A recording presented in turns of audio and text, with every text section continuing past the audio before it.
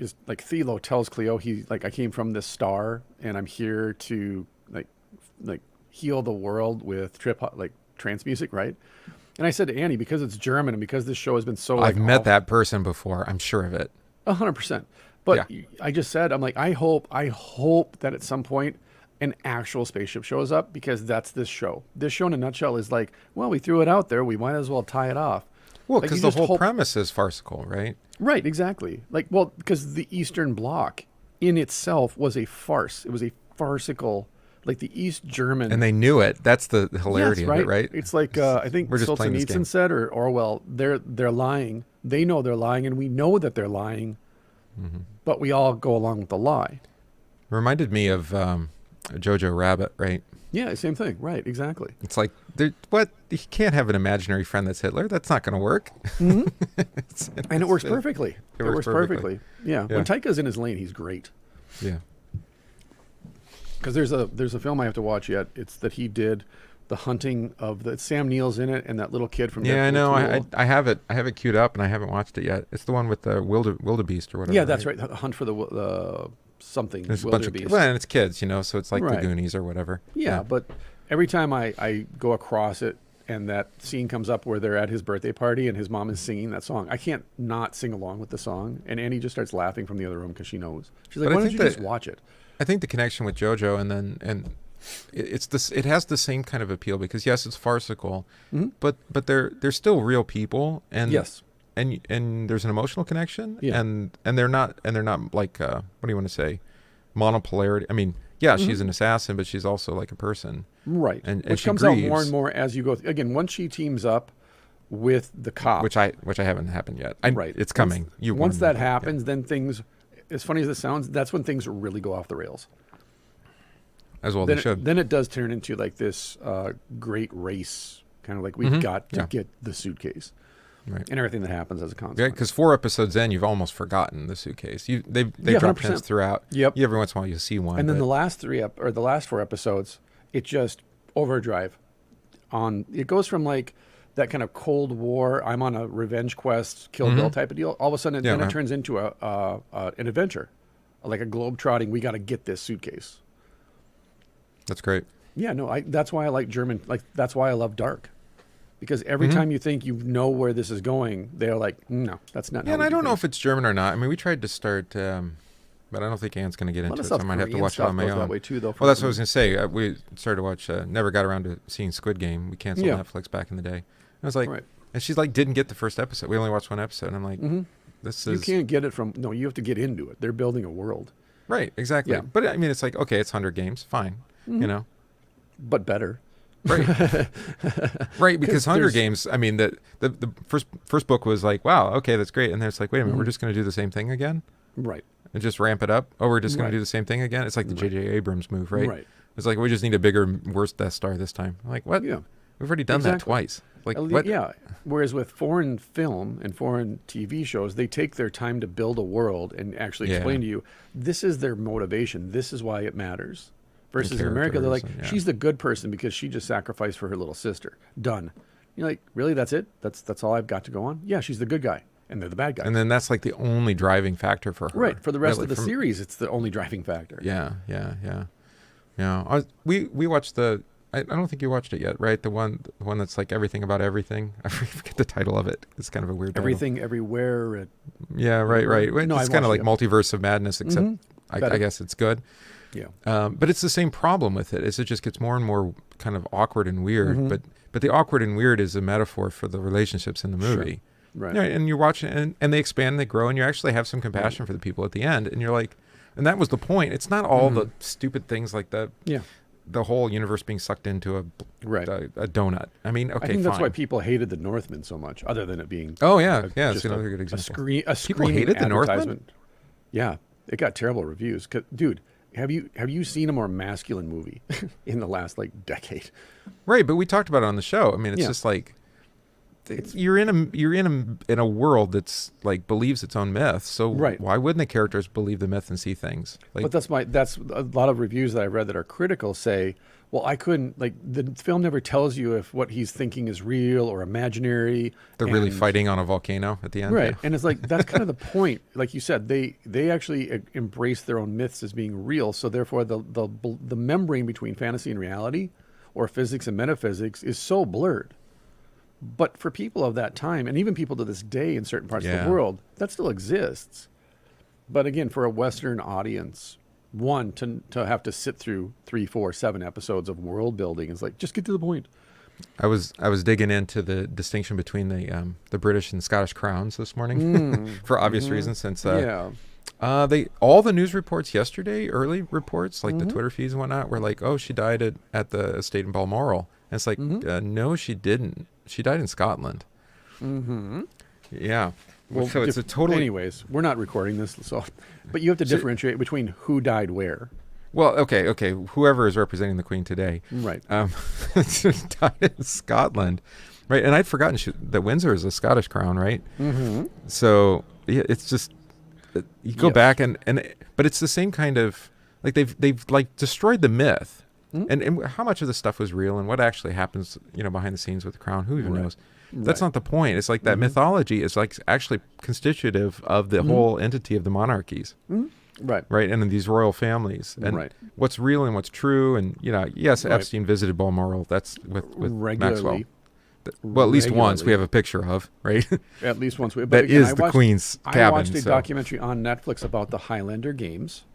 And the royal family came there every summer to stay at their quote-unquote cabin. And every year, girls would disappear from the area at the exact same time, which was always during the Highlander Games. And then, of course, later they found all those bodies buried on the estate grounds of the cabin. Anyway, I was looking into this, and then and Lewis we talked about this. Not Lewis, excuse me. Lewis Carroll. That quote you sent me, yeah. That Lewis.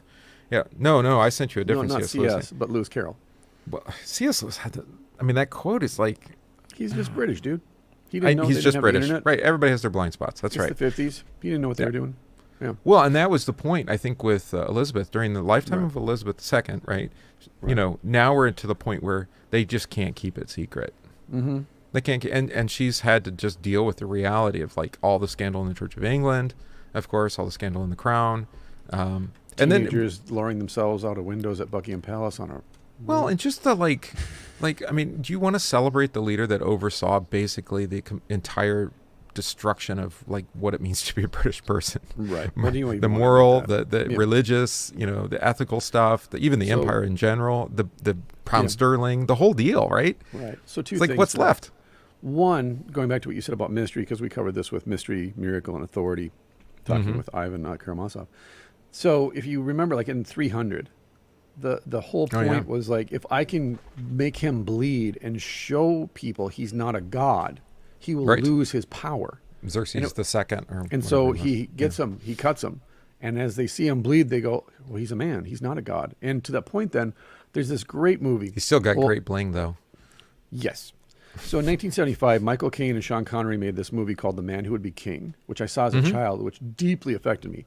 And it's about two white explorers, British explorers, who come upon these people, and in the darkest depths of the jungle, and the people. I've never seen that metaphor before. Right, and they think they're gods. And one guy's like, we can't do this. This is wrong. It's morally wrong, right?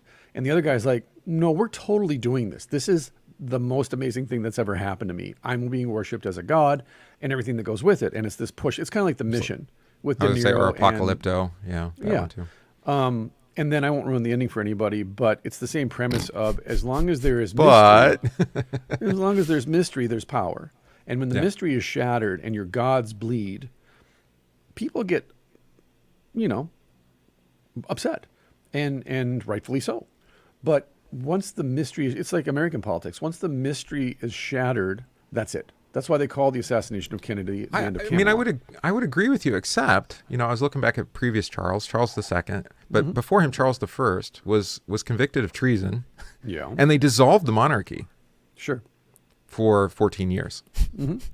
And then Charles II, his son, came along and like, okay, we can bring As the monarchy one back does. again. Right. You know, it as was like one does. 1649 to 1660, I think. Sure. There was no monarchy. I think we kind of did that with the Ford and Carter administrations in this country. We just went, let's Right, just right, pretend right. like we'll just pretend. Right, and the same thing happens with the papacy. It's like people forget about like when, Pope and Avignon or whatever. It's like these institutions, they die very hard.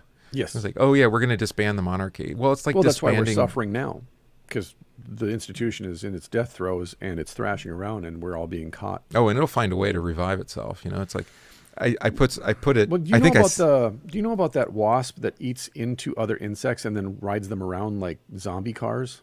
Do you know about this? That's beautiful, though. What a metaphor. Well, there's an insect, and it actually lands. I think it's a wasp. It lands on the back of like beetles, and then it burrows down into them and eats all their insides out, and it lives off of that while it drives them around. So it's inside the bug, and then it like some controls kind of the neural bug. connection to the. Yeah. Okay. Yeah. And then it just rides it until the thing's dead, and then it just goes finds another one to ride. And I can't remember if they're called zombie beetles or what. But anyways, I love it. my kids were talking about it, and you were having that conversation because I was like, oh, that's a metaphor. Yeah. Right away. Oh, yeah, I went right there. Yeah, here it is. How a fungus turns beetles into killer zombies. So it's a fungus. I'm sorry. So Insect Walking Dead, how a fungus turns beetles into killer zombies. I'll send you the link. It's That's a awesome. fungus. Yeah, a fungus has a creepy but foolproof modus operandi. About 2 weeks after it infects the goldenrod soldier beetle, it orders the beetle to climb up a plant and clamp its mandibles around a flower. Then the beetle dies, swinging like a scarecrow from the flower and giving the fungus ample opportunity to infect nearby beetles. There you go. Nature's awesome. Just like relationships I've had. There we go. I sent it to the private chat. What You can post I it. forget what we were actually talking about It here. doesn't Oh yeah, matter. myth dying, right? And death throes, but Yeah. I don't know. I mean, they find a way to resurrect themselves. I I sent, sent. I sent you the quote from the Jocko episode, right? When the lion breaks its leg, the jackals jump on it, and the lion gets it. That's how this works. When the beast is weak, the jackals and the vultures pounce, and they Yeah. cannibalize it. Or they just nibble it. Right, nip it They're to not a death. great predator. Again, being gummed to death by a million goldfish. I posted in the Telegram group the Scottish woman on when they announced the death of Margaret Thatcher. Yeah. This woman's like, I hope they. This is during the funeral. They're interviewing this woman, and she's like, I hope they they put a stake through her heart and tie garlic around her neck so she doesn't come back. the news person's like, that's a pretty and cruel back to you in thing. the studio, Bob. Yeah. It's a pretty cruel thing to say. She's like, I Especially don't for care. a It's Brit, true. yeah. Again, looking at the relationship of the Scottish crown to the Right, British crown. exactly.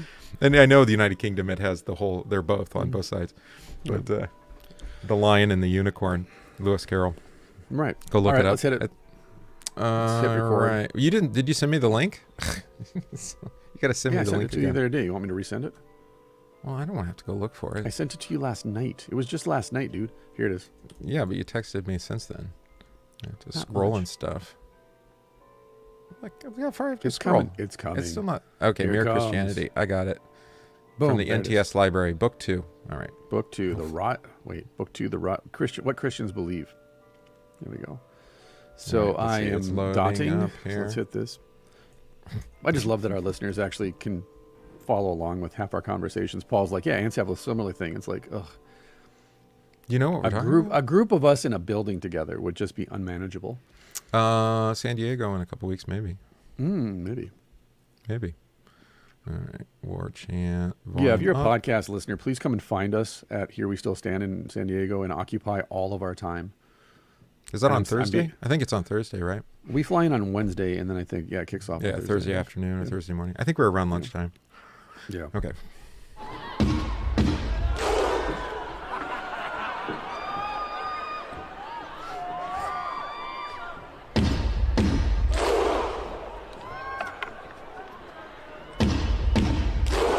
Hey, everybody, welcome back to the show. This is the Banned Books Podcast, episode number 266. We love C.S. Lewis, and we are your hosts, Christopher Gillespie, Chillin' and willin', maxin' and relaxin'. and I am Donovan Riley. I wonder what happens when we get to somebody and I can't say that. We don't love so-and-so? I guess. C.S. Lewis? No, I'm well, we saying haven't. once we get to an author, we're like, yeah, we don't love him, but we're going to read him. We tried doing that. It's been a long time. I mean, I guess probably the most recent, but even then it was kind of damned with faint praise. It was Pilgrim's Progress, maybe. Right. Where we just really weren't all that terribly happy with it, but we slogged through it anyway. Well, it's Just popular because of what so- it is. Yeah, because Right, of what it is. exactly. Yeah, it's role. So today on the podcast, then, we are going to read from Mere Christianity, because we discussed it last episodes. And we're going to dive into book 2, What Christians Believe, just because it's a fun section.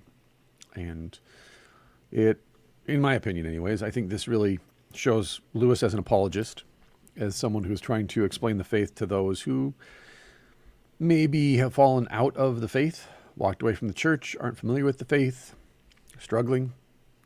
And I think that's at least for myself, historically, the appeal of Lewis was that he spoke a language that I could understand. Yeah. And even someone like Luther, I had to graduate up to. Whereas with And I think Lewis, yeah. What the difference is, I think, and I had this reflection yesterday. Somebody was asking about another brother pastor, and do you know him? And and my response was, well, he's kind of weird. He's kind of goofy or weird or whatever, but I like him a lot. And the reason for that is because he didn't matriculate through the system. He's not a cookie cutter version of what it means to be a Lutheran Yeah, he's pastor. not a company man. He came out of evangelicalism. He converted, and it just makes for a more interesting person. And so, like Luther, I mean, yes, he's a convert of sorts. I mean, a reformer.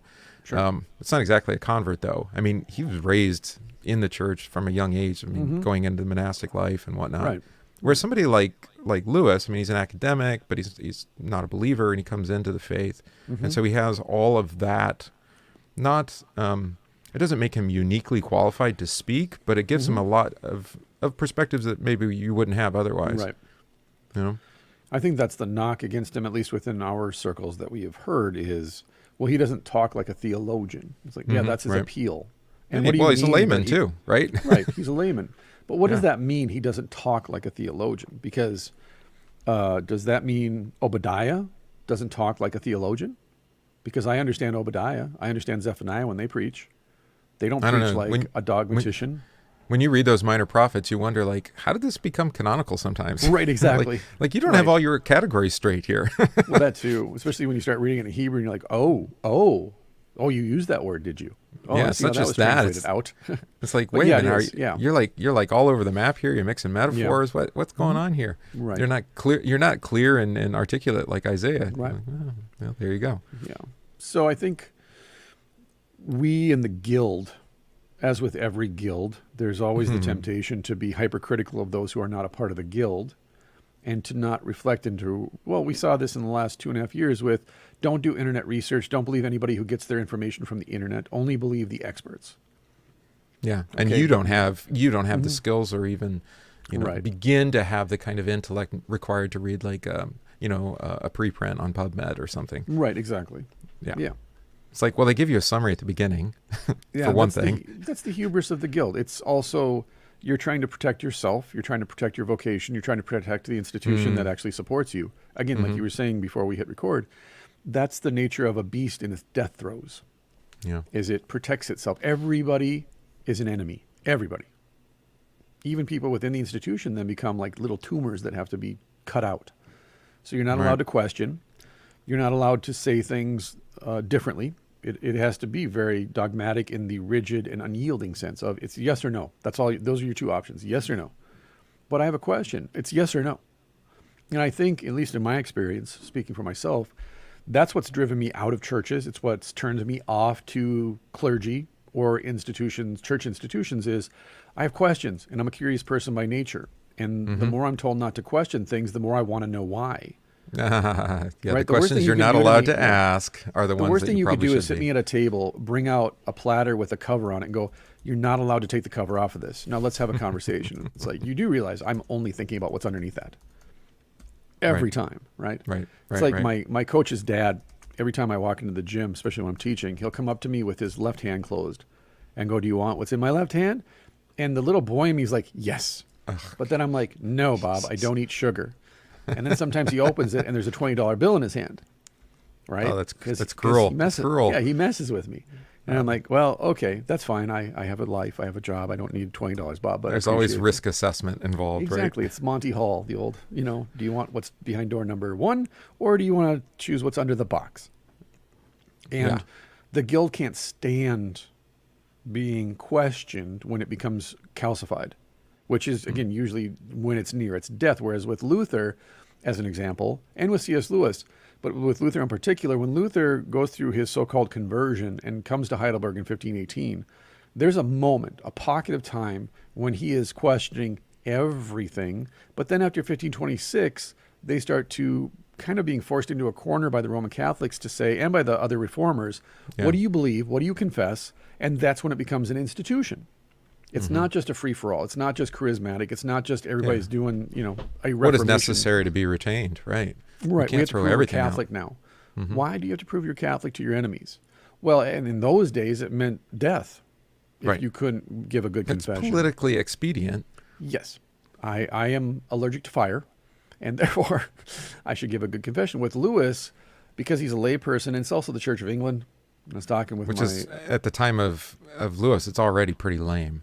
Right. And I was talking with a friend of mine in Britain the other day about this, he struggles with Christianity in an institutional sense because I meant doctrinally lame, by the way. Yeah.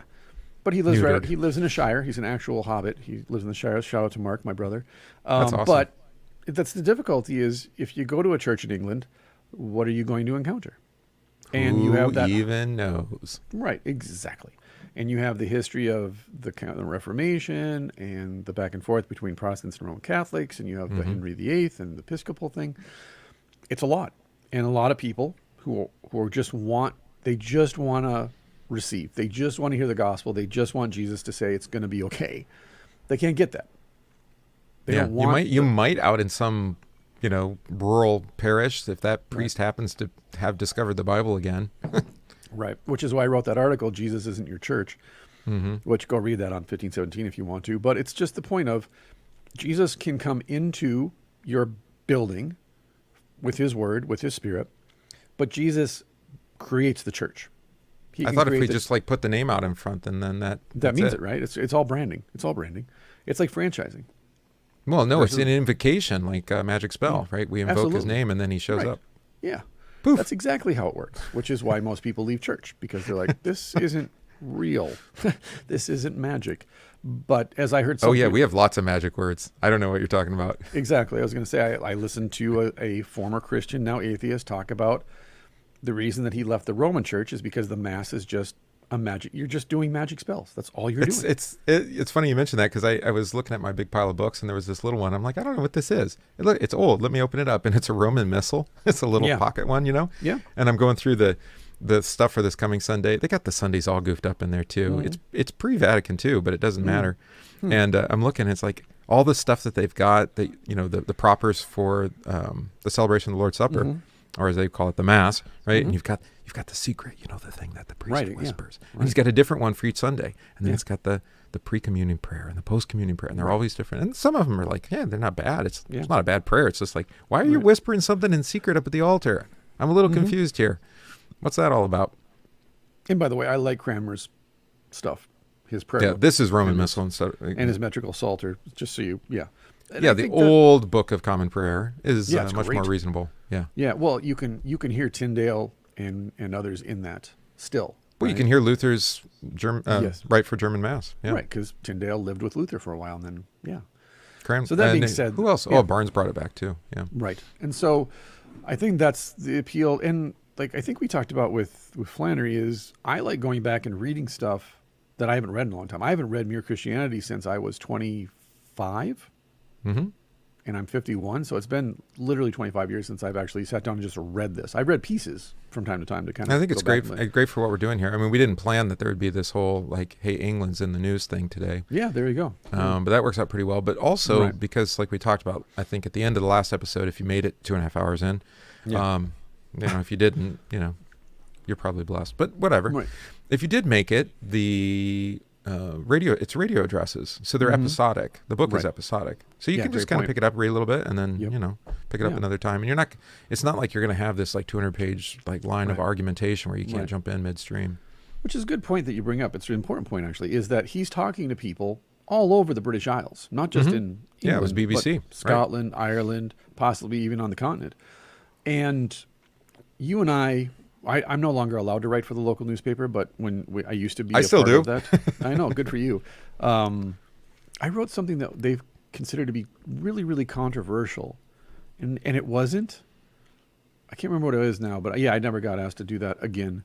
I didn't think it was controversial. I think it was around Easter time where I was just like, there's only one God, Jesus Christ. And I'm like, as a Christian, why are you offended by the fact that I said there's only one God, Jesus Christ, and there's no other reason to celebrate this if you're not a Christian? Well, I love the way our local editor does it, is he's got me, and then the next week we have the Zen Buddhist in town, and then the next week we have another Missouri Zen pastor up the street from Sister Congregation. So he sandwiches the Zen Buddhist between the two of us, which drives, I go first, so it drives the other guy crazy because it's like, I have to respond to the Buddhist. And I'm like, don't respond to the Buddhist. Just leave him alone. He's fine. Just do your thing, right? But my point is that when I would write for the paper, and I did that for a number of years, I always wrote apologetically. I never wrote, quote unquote, doctrinally, in the sense, because most of the people that are going to read this article in the local paper are not, one, of my church body, two, not Lutheran, so they don't know the language, and three, they're not even Christian. But it doesn't. When you say apologetically, I mean, you're not saying it's ascriptural. It's rich in scripture still, but you're not saying according to Paul and Romans this, and then according to Isaiah in 53. Instead, you're using all the language of scripture. Yeah. But you're using it in, like he does, in a colloquial sense. Well, you're just laying out the faith before people. Exactly. But in the context of life. Right. So let's dive into it. It's called The Rival Conceptions of God. Number 1, it's in book 2, What Christians Believe. I'll share a link in the show notes. Yeah, it's available online nowadays, but you can also buy it in hardcover. Public domain. It's fun. Okay. So Lewis writes, I've been asked to tell you what Christians believe. And I'm going to begin by telling you one thing that Christians do not need to believe, which is why I love this section. Because he's like, this is what we don't. This is what you don't need to believe. He's again, like in the Withertongue emails, I attacked my own faith. So you're working towards something positive by way of negation, which is a paradox, but that's exactly. Right, but this is strongmanning the enemy's argument. Well, if your argument cannot be attacked at the most base level, then it's not an argument that you should adhere to. And so as a Christian, my stance is, if I can't attack my own faith, if I can attack my own faith and destroy my faith, it wasn't true faith. To begin I think isn't it the same? We've talked about this with humor. I mean, if you can't withstand like somebody satirizing or even just poking fun of or pointing out kind of the absurdity of what you believe, if you can't handle that, I mean, if you can't take it and recognize, actually, that is a kind of a crazy story, isn't it? Right. Then do you really believe it? Right. Right. Like I pointed out this morning to the congregation, it's like, okay, we're talking about the Moabites, and you're like, that was Lot's son by way of his eldest daughter. And they're like, what? I don't remember reading that. Well, let's go back and read that fun little excerpt from Israelite history.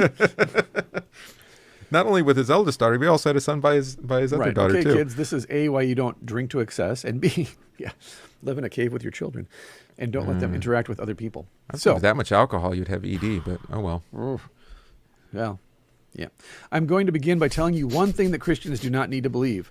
If you are a Christian, you do not have to believe that all the other religions are simply wrong all the way through. Well, there we go. Right off the top. If you're a Christian, that's a problem. What do you mean what do you mean that they're not simply wrong all the way through? If you're an atheist, you do have to believe that the main point in all of the religions of the whole world is simply one huge mistake. If you are a Christian, you are free to think that all of these religions, even the queerest ones, contain at least some hint of the truth, which you and I would say it this way, I think. Correct me if I'm wrong. In the first article of the Creed, all religions are contained.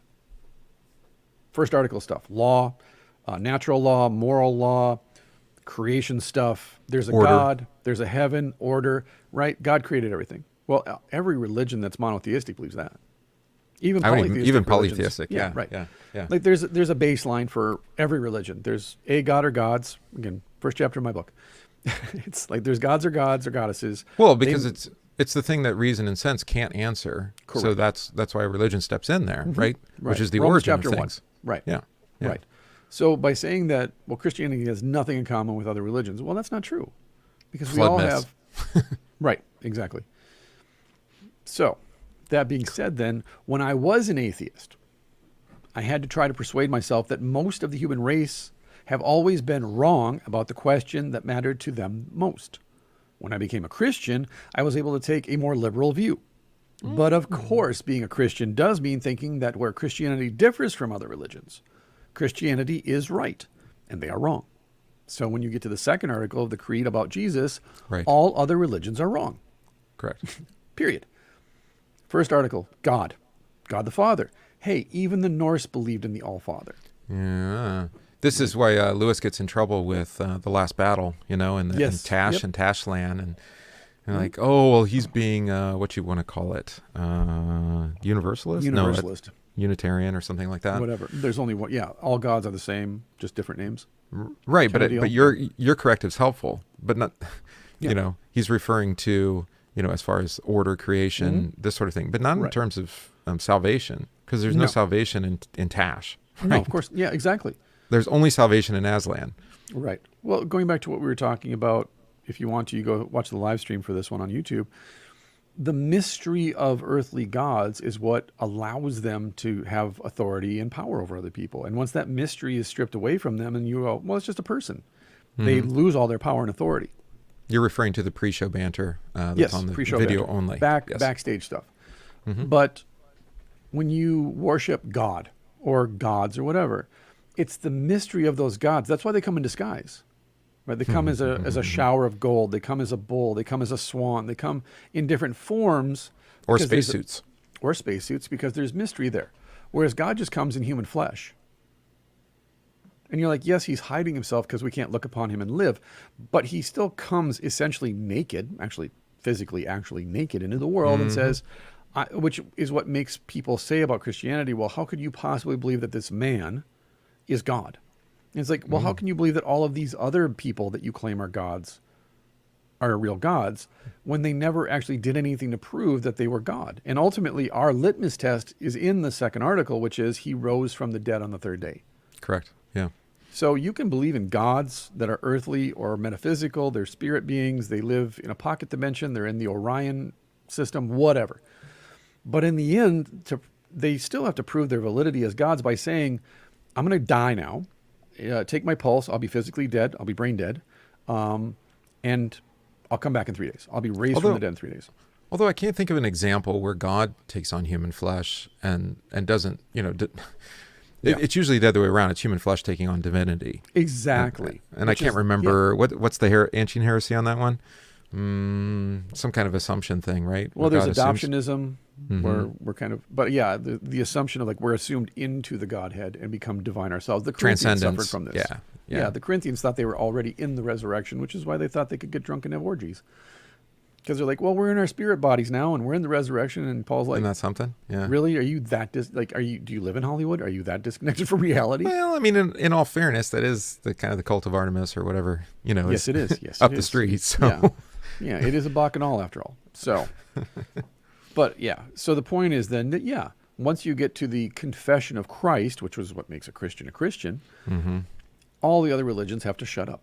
as he says, Christianity is right and they are wrong on that. Correct. So, as in arithmetic, there is only one right answer to a sum. Well, it was in Lewis's day. Now it's racist if there's more than one answer. New math. New math, and all other answers are wrong. But some of the wrong answers are much nearer being right than others. Again, go read Ernest Becker. He was a student of Freud's. He said Freud didn't go far enough. It's not about sex and libido. It's about death. You read his trilogy, Ernest Becker's trilogy, The Denial of Death is one of them. You read the Denial of Death as a Lutheran, and you say to yourself, this guy is about as close to a theologian of the cross as you'll find amongst non-Christians. Well, this is what we've remarked with, broadly speaking, philosophers in general. You know, the thinking ones, the very self-reflective ones, or The Stoics. Yeah. like the Stoics, is that it's not that they're Christian, but they have much to offer because they're actually reflecting on Right. first order creation, Yeah. first article creation stuff, Natural right? law, moral law, the order Yeah, of life in this world. creation. I mean, even sinfulness, although they won't use that term. I mean, Right. even somebody like Carl Jung, actually, Yeah. seeing that there's patterns that happen and that there's characters and there's personalities that repeat and there's stories Right. that we keep retelling, Right. right? They're haunted. Yeah, Yeah. exactly. So the first big division of humanity is into the majority, who believe in some kind of God or gods, and the minority, who don't. On this point, Christianity lines up with the majority. There's a God.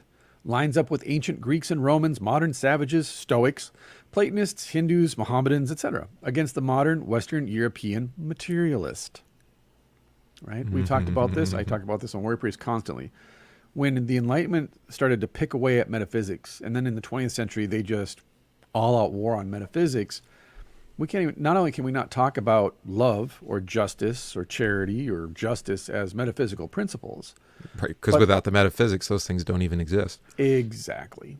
And therefore there is no God talk, because we all believe, who believe in a God, that all of these principles or virtues or whatever you want to refer to them as, they come from the Godhead.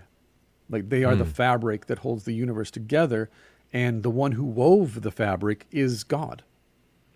Yeah, this is probably one of the more scandalous things to talk about today in what we call the secular age.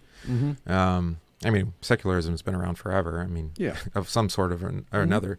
But that those who are blatantly atheistic materialist, Yeah. and that, I don't know how you can be an atheist without being materialist, because what else are you going to worship, right? Worked for Cain. Right. That's true. That's true. But what were we going to say? What was I going to say about this? We recognize atheist, materialist. I lost my train of thought. Metaphysical principles and virtue. Oh, yeah. So what's the basis? I asked this question on Facebook, I think here, maybe even today. Like, what's the basis of the legitimacy of our government? Right. It's not a monarchy, a hereditary monarchy. So what is it? You're like, well, it's the Constitution. Well, I mean, what's the basis of the Constitution? Right. It actually is that We there hold is these metaphysically, truths exactly. to There's a self-evident. metaphysical truth Yeah. that it's based on, and arguably it's Western, not Enlightenment based, but it's Sure. it's happening at the end of the Enlightenment. But at least that's an ethos. There's At least something, there's an ethos there. right? And the other point, and I think we made this in the last episode, is that actually the majority of people that at least signed the Yeah. Constitution and did that declaration before it actually agreed on these, at least on that Right. idea that there is a metaphysical truth. We may that disagree on the drafting of these articles, but we agree that they're Right. immutable, inalienable, and they're from a higher power. or even how they're applied. Think slavery, Sure. right? Yeah. sure. But Right. that there is a truth, and it transcends us individually or even our own hearts. And we don't have minds. that anymore because we're nihilists. Material, that's the nihilist problem. materialists. Right. And I'm, plug for my breakaway at Here We Still Stand, but this is going to be the first part of my breakaway is explaining modern nihilism so that we can preach to it, because my topic is to preach boldly while staying humble. And I don't think we can even talk about preaching God's word until we acknowledge our society has become so nihilistic that you could scream at people, literally, as we've seen in countless videos. You can scream in someone's face and they are unfazed by the content of your words. Nope. I So see it's officially sold out. Oh, So well, if you haven't already registered, you're not coming. Thanks, But it will everybody. be live streamed, so you can watch it that way. there we go. I don't know about your breakaway though. It'll breakaway's be on recorded Saturday. and they'll send it later. Yeah. Or is it a breakaway, or are you actually No, I'm like a in the breakaway. agenda? Okay. I think it's just, I'm not listed, I don't think, on the agenda. I'm just doing a breakaway. Yeah, you're second tier. I usually get Saturday morning or something like that, because we're doing a podcast live, and then I do my breakaway before or after the podcast. It's like all grouped together in one little tight package. Really? On the Yeah. same day? I think so. Oh. Again, I just glanced at the itinerary last spring, so I can't be Okay. positive. But I'll point put being, a- I'm going to I'll address put a this link stuff. to the live stream in the show note, so There you we can go. sign up to watch that. There we go. So now I go to the next big division. People who all believe in God can be divided according to the sort of God they believe in. Exactly. The God who gives gifts and the God who requires sacrifice. That's it. So we're completely distracted, but I had a great training session with my coach this morning, so I'm a little bit high. I just reading 2 paragraphs, I did not realize how profoundly this influenced the writing of my book. Right? Like this sounds exactly like the first chapter of my book, Crucifying Yeah. Religion. Yeah. The And first again, book, when I wrote the book, I hadn't read Mere Christianity since I was 25, like I said. But that's why I like going back and reading stuff like this. And I like tell everybody, like, go back and look how you've grown and look the influence of these things, these sources on your development as a person, as a Christian, whatever it might be. And just appreciate, one, you're not original, so stop believing you are. Two, give thanks to God that he sends us these types of men and women who can like profoundly influence us in our path that he leads us along. And then recognize that those two things combined, that is the great cloud of witnesses we're talking about. And I would say one other thing. So when I found this missile over here, Yeah. I didn't even know I just I love had. the fact that they're called missiles. Right. MISS. ILE. Yeah. Oh, Ellie. Okay. Anyway, next to it was also one of the. I used to take notes by hand in little books. Yes. You know. Yes. What are those things called? Forget the Diaries? little books. Yeah, but the specific kind, right, where it Yeah, has the thing that goes around Yep, it and a the little bookmark. binder that holds it together. Yeah. Yeah, but it has a very special paper in it. It's, Yes, it it feels does. so I know. I have important those writing. too. Yes. Feels you so do. important writing With things your in there. special pen. Did you have a special pen? Of course, I had a special pen. Okay, It was there a we hip go. thing. Yep. Anyway, so I started flipping through. I'm like, oh, these notes from all sorts of different things I went to, conferences Yes, or whatever. yes. And I'm reading it. I'm like, I know I wrote this. It's my handwriting. I don't Right. remember any of this. Right. 100%. So I do the same thing. Yep. So the point is that not everything you read, that you hear, you're not going to retain it all, nor probably do you need to. No. But You're- the point yeah. is the Yes. best you do retain, because it has that kind of profound impact upon the Even way when you you're think. not conscious of it. Mm-hmm. Right. We've talked about this exactly. with lots of our influences, like Nagel, Saze, Luther, whoever. And again, like we've talked about as aside to the side, the minor prophets, I think, for you and I have had a significant influence on the way that we pastor, preach, and teach. And As so of when late, especially, yeah. especially, but even when I was a new Christian, that's the action movie stuff, right? I That's didn't like read the them until last year, so Okay. I can't claim that this happened to me. But I always You named like, a child after one, so there you go. I did, exactly. So there you go. Well, there you go. There's a great point. But yeah, for me, the book of the 12, the minor prophets, they're like Hong Kong action movies, right? They're just like right into it. We're not waiting for the beat to drop. We're not gonna give you any warning. Just boom, right into it. They didn't even bother trying to remove the wiring. No, just like this is just gonna be fire from beginning to end, and stop, drop, and roll, because we're not gonna pull back at all, right? And some of those prophets, like Haggai, there's a paragraph of gospel, and the rest of it is just rip and tear. And that appeals to me on a personality level, let alone a theological level, whereas other people might be more influenced by, let's say, the pastoral epistles. Sure. And when and I'm explaining this by way of apology, is ask questions, listen to people, see where their influences come from, biblically speaking, so that you don't just attack them for not speaking like you, not using the same reference. Like you and I use the Psalms a lot. That's a huge reference point for the two of us, is the psalmody and the Psalms. Yeah, of course. Other people don't read them that often. They spend most of their time in the Gospels. And it doesn't make them wrong, of course. It's God's word. But it's just saying, like, listen, I spend a majority of my time with this crowd. Right. And it's as much personality as it is theology for me. I mean, I've heard Lutheran preachers in particular whose primary theological language is the Augsburg Confession and the Apology. Yeah, 100%. They basically are Philippus in that regard. Yes. Yeah. Yeah, They sure. use Philip's language. Right. And it's not that it's not biblical, but to me it's like, I read the scriptures, it's like it's all over the map as far as genre and communication style and language. It's Yeah, narrative, there's something it's poetry. for everyone in there. Right. And we talked about this with preaching, I think, in chat over the week. It's like, maybe we should allow our preaching to go in all those different kinds of directions. Right. And it also keeps things interesting for people. It's Right. like, I think you did that last week, right? Where you repeated the line from the From the Psalm. From the Psalm. Yeah, from the collect. The Yeah, intro. which you haven't done like No. great. It So they was what? probably were Dear- like, what yeah. just happened to us? Make haste You know? to help us, O Lord, save us. Mm-hmm. Yeah. And to your point, then, I was thinking about this on the way home, is I think this is why, because we're not biblically literate and we preach against culture, it sounds like we're becoming cultural warriors, because we're not taking the culture captive to the Word of God. there We're you go. just complaining. This is bad because it's not God. Okay. Well, we are lamenting. I mean, We are lamenting. Like I said, the imprecatory Psalms are as much a lament as they are begging God to destroy your enemies. But the lament within the imprecatory psalm is, I need you to destroy my enemies because look at what they're doing. They're ruining us. It's a lament. So, but it isn't just like purely a black pill. And No. And I've been thinking about this in that our friend Sandra said that she read the new article I have out called "The Church Has Always Been Woke." Oh yeah. She made the comment to me that you're the first Lutheran pastor that I've read in the last year who used the term woke and still concluded with the gospel of Jesus Christ with forgiveness of sins. I mean, it was a little bit of a bait and switch. Of course it was. That's what I do. Because I read a comment where somebody's like, "Oh, there's Riley doing this again," and I'm like, "Did you read the article? Because you might be misled by the title." Exactly. That's the point. Yeah. Well, because it wasn't for it. It's for the person who's like, "Well, wait a minute." Right. Is this a liberal guy? And then you read it and you're like, "Oh, I see how it goes." Right. Liberal in the sense of C.S. Lewis. Yeah. Right. Take the culture hostage to the Word of God.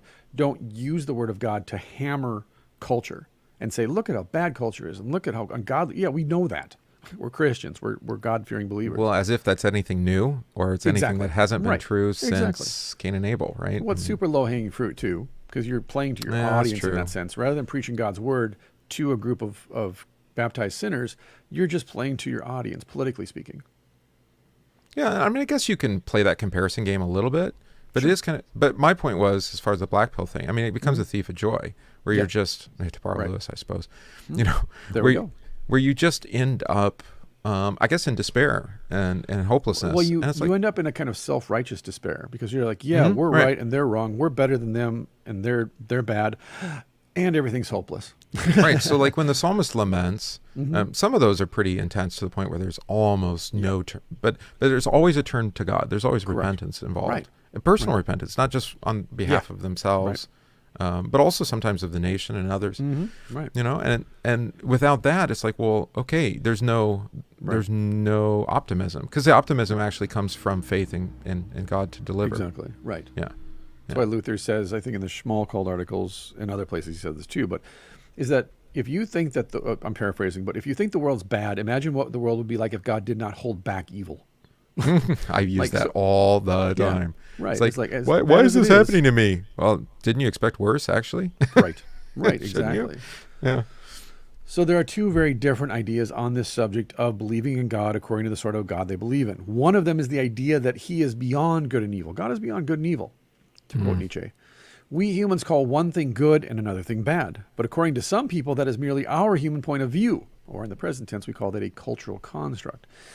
These people would say that the wiser you become, the less you would want to call anything good or bad, bodhisattvas, and the more dearly you would see that everything is good in one way and bad in another, and that nothing could have been different.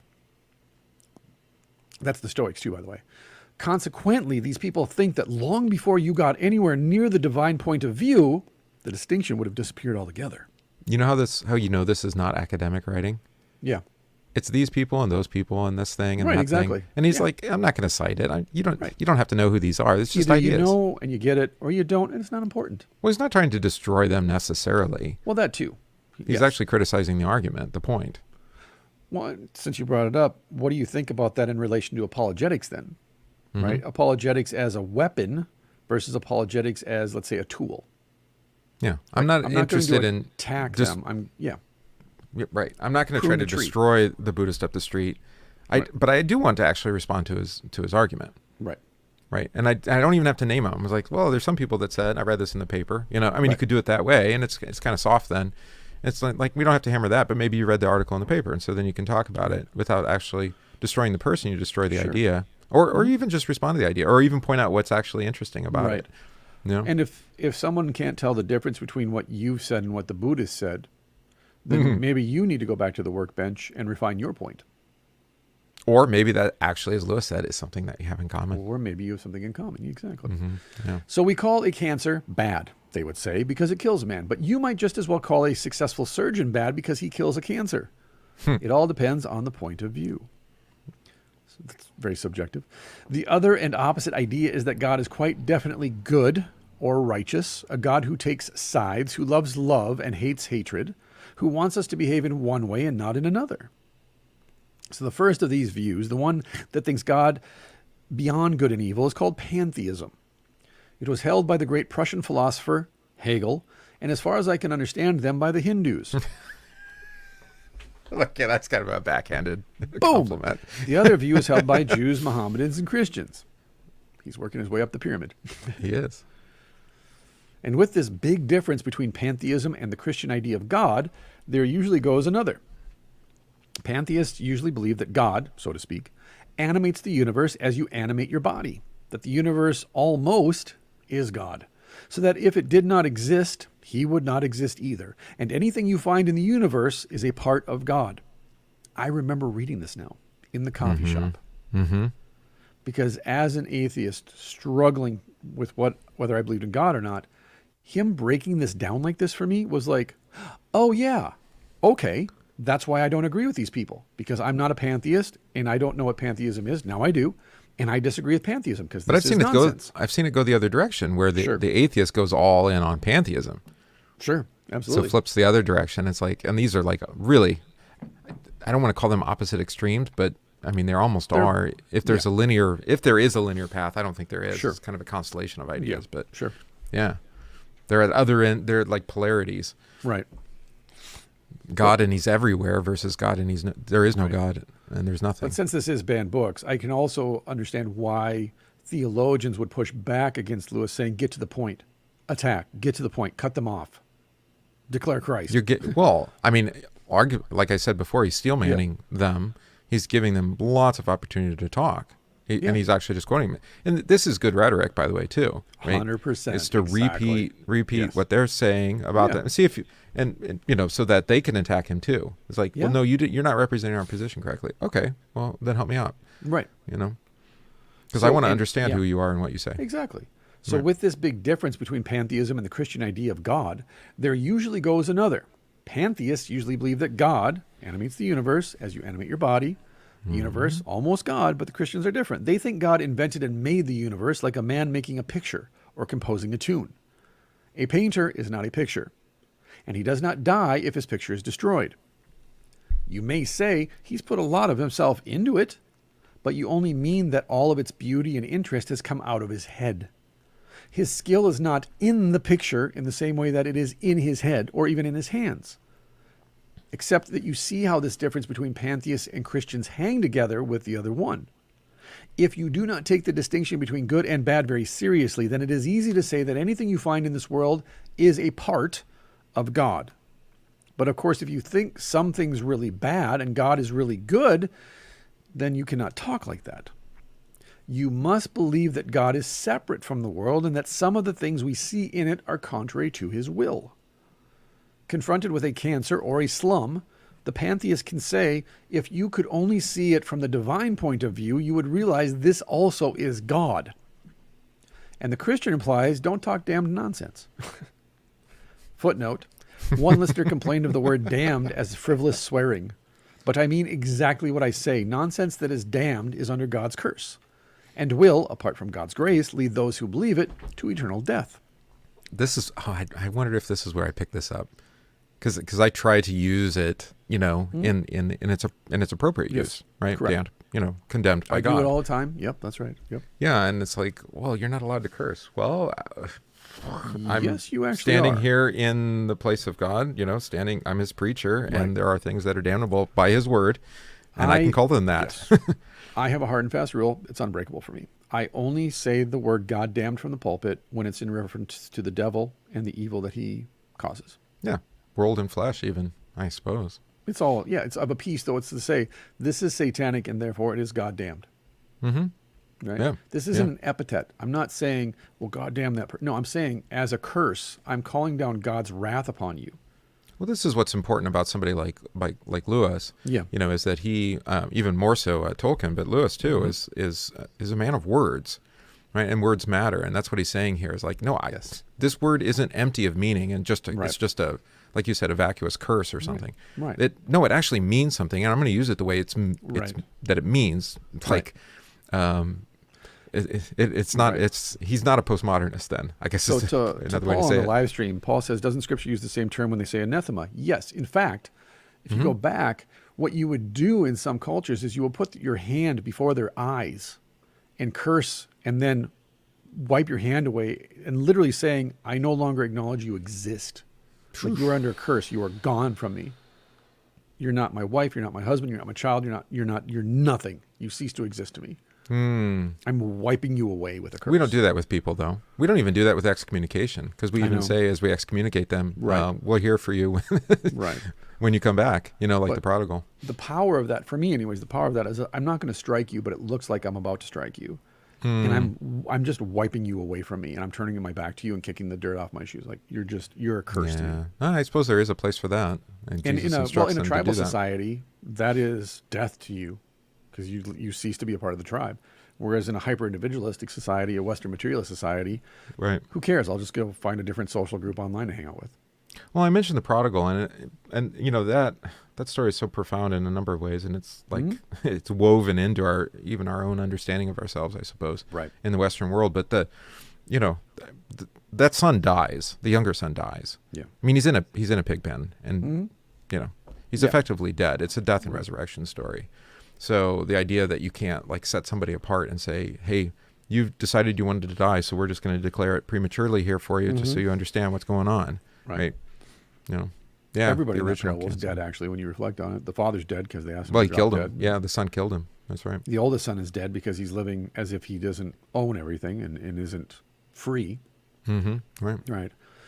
So yeah, it is the original canceled, Paul, on the live stream. You're right, exactly. We've always canceled people. We just forget how we used to do it. But in the old days, like the man born blind that Jesus heals, the parents are like, hey, he can talk for himself. We're not getting excommunicated from the village. But when you get excommunicated from the synagogue, you're not allowed to even live in that city. Yeah, and his parents are the cowards, right? Yeah. Where he's like, oh, well, talk to him. Don't talk to us. It's not our problem. You're like, you know exactly what happened. Exactly. And you're not going to stand up for your son because of fear. It's really incredible. Yeah. So Lewis responds then to the listener by saying, Christianity is a fighting religion. Boom. It thinks God made the world, space and time, heat and cold, and all the colors and tastes. All the animals and vegetables are things that God made up out of his head, as a man makes up a story. But it also thinks that a great many things have gone wrong with the world that God made, and that God insists very loudly on our putting them right again. Instrumentally, of course. Instrumentally for us, maybe agency for him, but yes. Of course, that raises a very big question.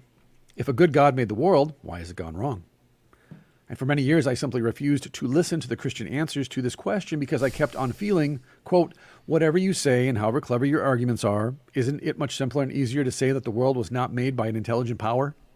Aren't all your arguments simply a complicated attempt to avoid the obvious? Unquote. Again, I reflect back on when I was 24, 25 reading this. At the time, it struck me that it was as if he were listening to me. Yeah. And then saying, I hear what you're saying, Donovan, here. In my head, I'm like, okay, yeah, but you haven't addressed this yet, CS. And then he would do it, and you're like, oh, he's thought of everything. And then when I did read his autobiography, Surprised by Joy, and read what he went through coming to the faith, I was like, oh, of course you understand me, because I'm like you. Like, yeah. Right. But seeing the world as kind of a chaotic mess, and then becoming a nihilist, where there is no meaning to anything. Right. I don't know. I still, and he's going to get to it here, I think. Yeah. You still bump into things that like, well, then why is there still this order? And why is there why is this still good? Why don't we just eat each other? I mean, literally or figuratively. Right. Or probably more figuratively, but sometimes literally. It's like the last scene in True Detective season 1 when they're outside of the hospital looking I have at to the stars. resubscribe to HBO to watch this show. I can't find it anywhere else. Or you can else. just buy it on Amazon and have it forever. Oh, that's true. It is on Amazon Prime to buy. Okay. But they're having that conversation at the end outside the hospital where one detective says it looks like there's more dark than light. And he goes, and then Russ says, no, you're looking at it the wrong way. Right? Is that the stars are pushing through the darkness and they're lighting up the darkness. So the light is winning. It just looks like the darkness is winning because there's so much of it. Yeah. And so when you're a nihilist, the stars, the light seems like an accident. Like they're winking out almost. Right. Well, look at her. Why? This is actually in Crime and Punishment by Dostoevsky. Raskolnikov, he's like, there's no God, there's no conscience, there's no such thing as good and evil. And then he tests his theory out by murdering someone. But he meets this young prostitute who's good. She is a good person. She has a good heart. She's being forced into prostitution by her father. And this messes him up because he's like, you're a prostitute, Because of that conflict. Yeah. but you're a Christian. And you can't be both. It's impossible. But yet you are. And I want to absolve you, but I don't believe in God. So how can this be? So he has to try and explain it away as, well, she's lying about being a Christian to justify what she's doing as a prostitute versus seeing it the other way around. She's a Christian who's being forced into prostitution by her father, and the darkness is being overcome by the light of Christ in the very midst of that darkness. I suppose it's similar to, can soldiers too be saved? Luther's argument there. Yeah, right. It's like, whew, yeah, I mean, killing another person. I mean, this is not something you do lightly. Right. And celebrating the sacrament on the battlefield immediately after the battle. Yeah, exactly. Like, how can you do that? Well, because I'm a Christian. Yeah, but you just killed people and your brothers fell to your left and your right and they're bleeding out. Yes. And do you know how much worse this would be if God were not here protecting us? Like, that's how strong sin is. To Lewis's point, I mean, I think what the driving factor there is, and the reason why that seems so incomprehensible to people, is they want it to be simple and easy. Like Ivan. Why didn't Jesus just give into the three temptations? Then we would all worship him. Right. But the counterpoint is because you would worship him out of fear. And he wants you to worship him freely, spontaneously, out of love. Which is why freedom of a Christian is so vulgar to us, because we want to be slaves by nature. And Jesus goes, no. I would even say that the love of Christ is still a kind of fear, but it's a different kind of fear, right? It's the fear that a child has of disappointing his father. Right. Right. It's reverence. Yeah, yeah. To be blunt, I don't care whether God likes what I do or not. I don't. But I care desperately what my Father in heaven thinks of me. Right. And I make that differentiation. I don't care about God. I don't care what God thinks of me. The abstract, exactly. Well, God's watching you, and so is Santa Claus. I'm sorry. 100%. Well, God's always watching. Well, then why doesn't he do something? Versus our Heavenly Father. Okay, where's the word? What, again, I don't care about God. I need to know what God thinks and says. Like, tell me what he's saying. Speak. Right? If I need a God that doesn't speak, I'll just go to church and stare at Jesus on the altar for an hour. Some people do. And some people do. I can't tolerate that because I'm evil. I'm perverse and twisted inside. I'm degenerate, top to bottom. I don't need that. I mean, that picture, man, that's been used often in film and television, right? Right. Where they'll have, like, in the background in this incredibly evil scene, I'm thinking of, or with baptism in The Godfather, well, right? Cleo, remember in Cleo when she goes? Oh yeah, that's right. She walks in. There's crosses everywhere in this house. And she's like, poor bastard. Yeah, exactly. Yeah, poor bastard. Yeah. And I'm talking like crosses, like, yeah. That was like, clearly they had bought some altar crucifix from some Italian 100%. guy had made that. At least one, yes. And let me put it in our house. It's like, that's got to be, what, 10 feet, 8 feet, something like that? It's enormous, yeah. And yeah, her response to it is, poor bastard. About Jesus on the cross, by the way, not the person who owned the house, but Jesus on the cross. Right. Because that's how an East German atheist would reflect on the crucifixion of Jesus. Which is also what Nietzsche says, by the way. So this raises a big question. If God is the author of good, why is there evil in the world? Right? Aren't you just trying to complicate things? Why can't you just admit that there is no God? So my arguments against God was that the universe seems so cruel and unjust.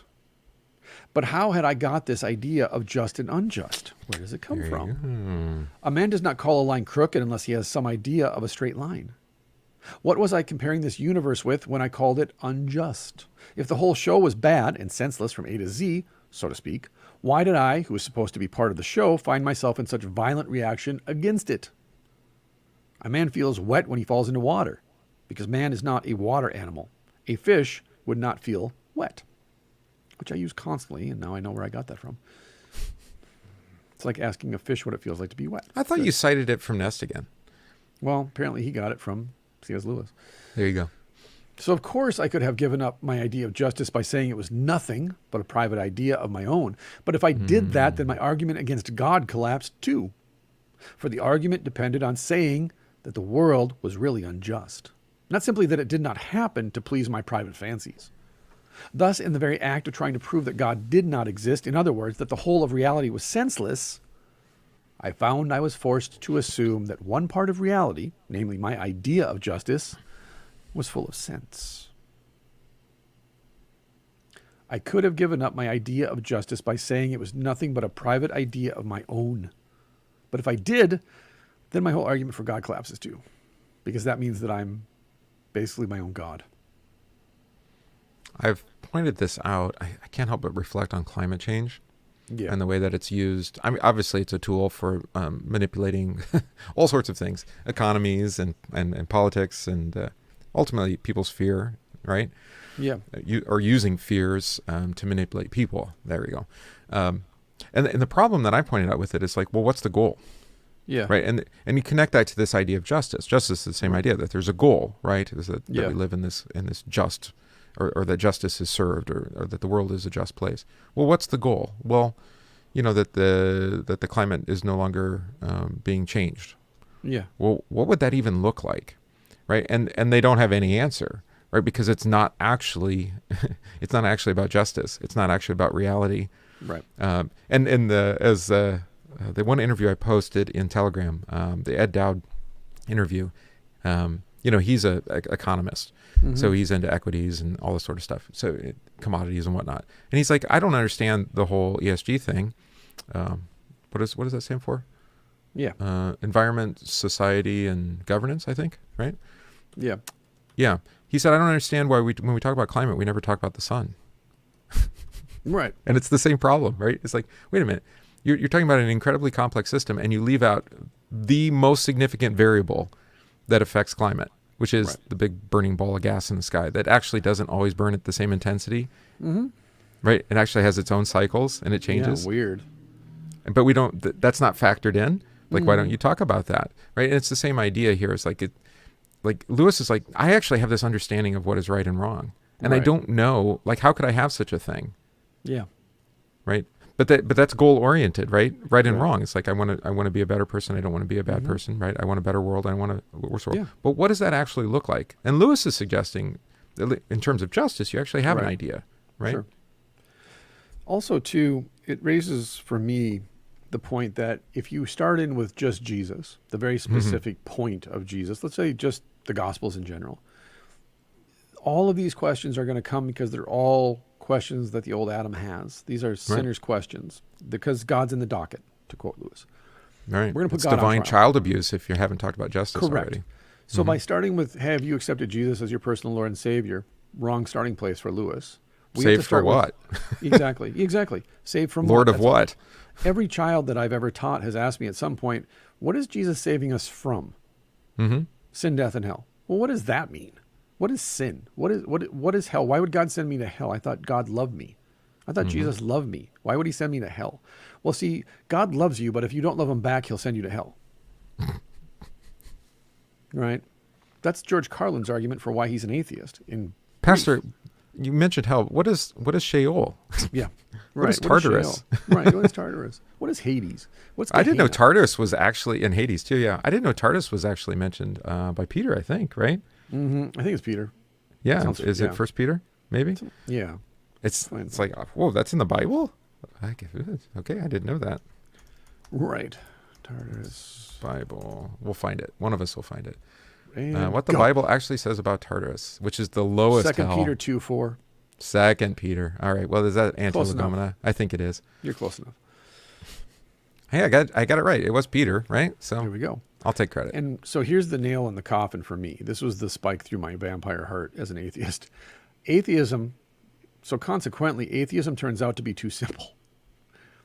Because at least for myself, and speaking only for myself, and those who I was friends with who were atheists, we thought ourselves to be intellectuals, very smart, very well-read and knowledgeable, way more knowledgeable and well-read than the Christians we were arguing with. And therefore, we were right and they were wrong because they're dumb and we're smart.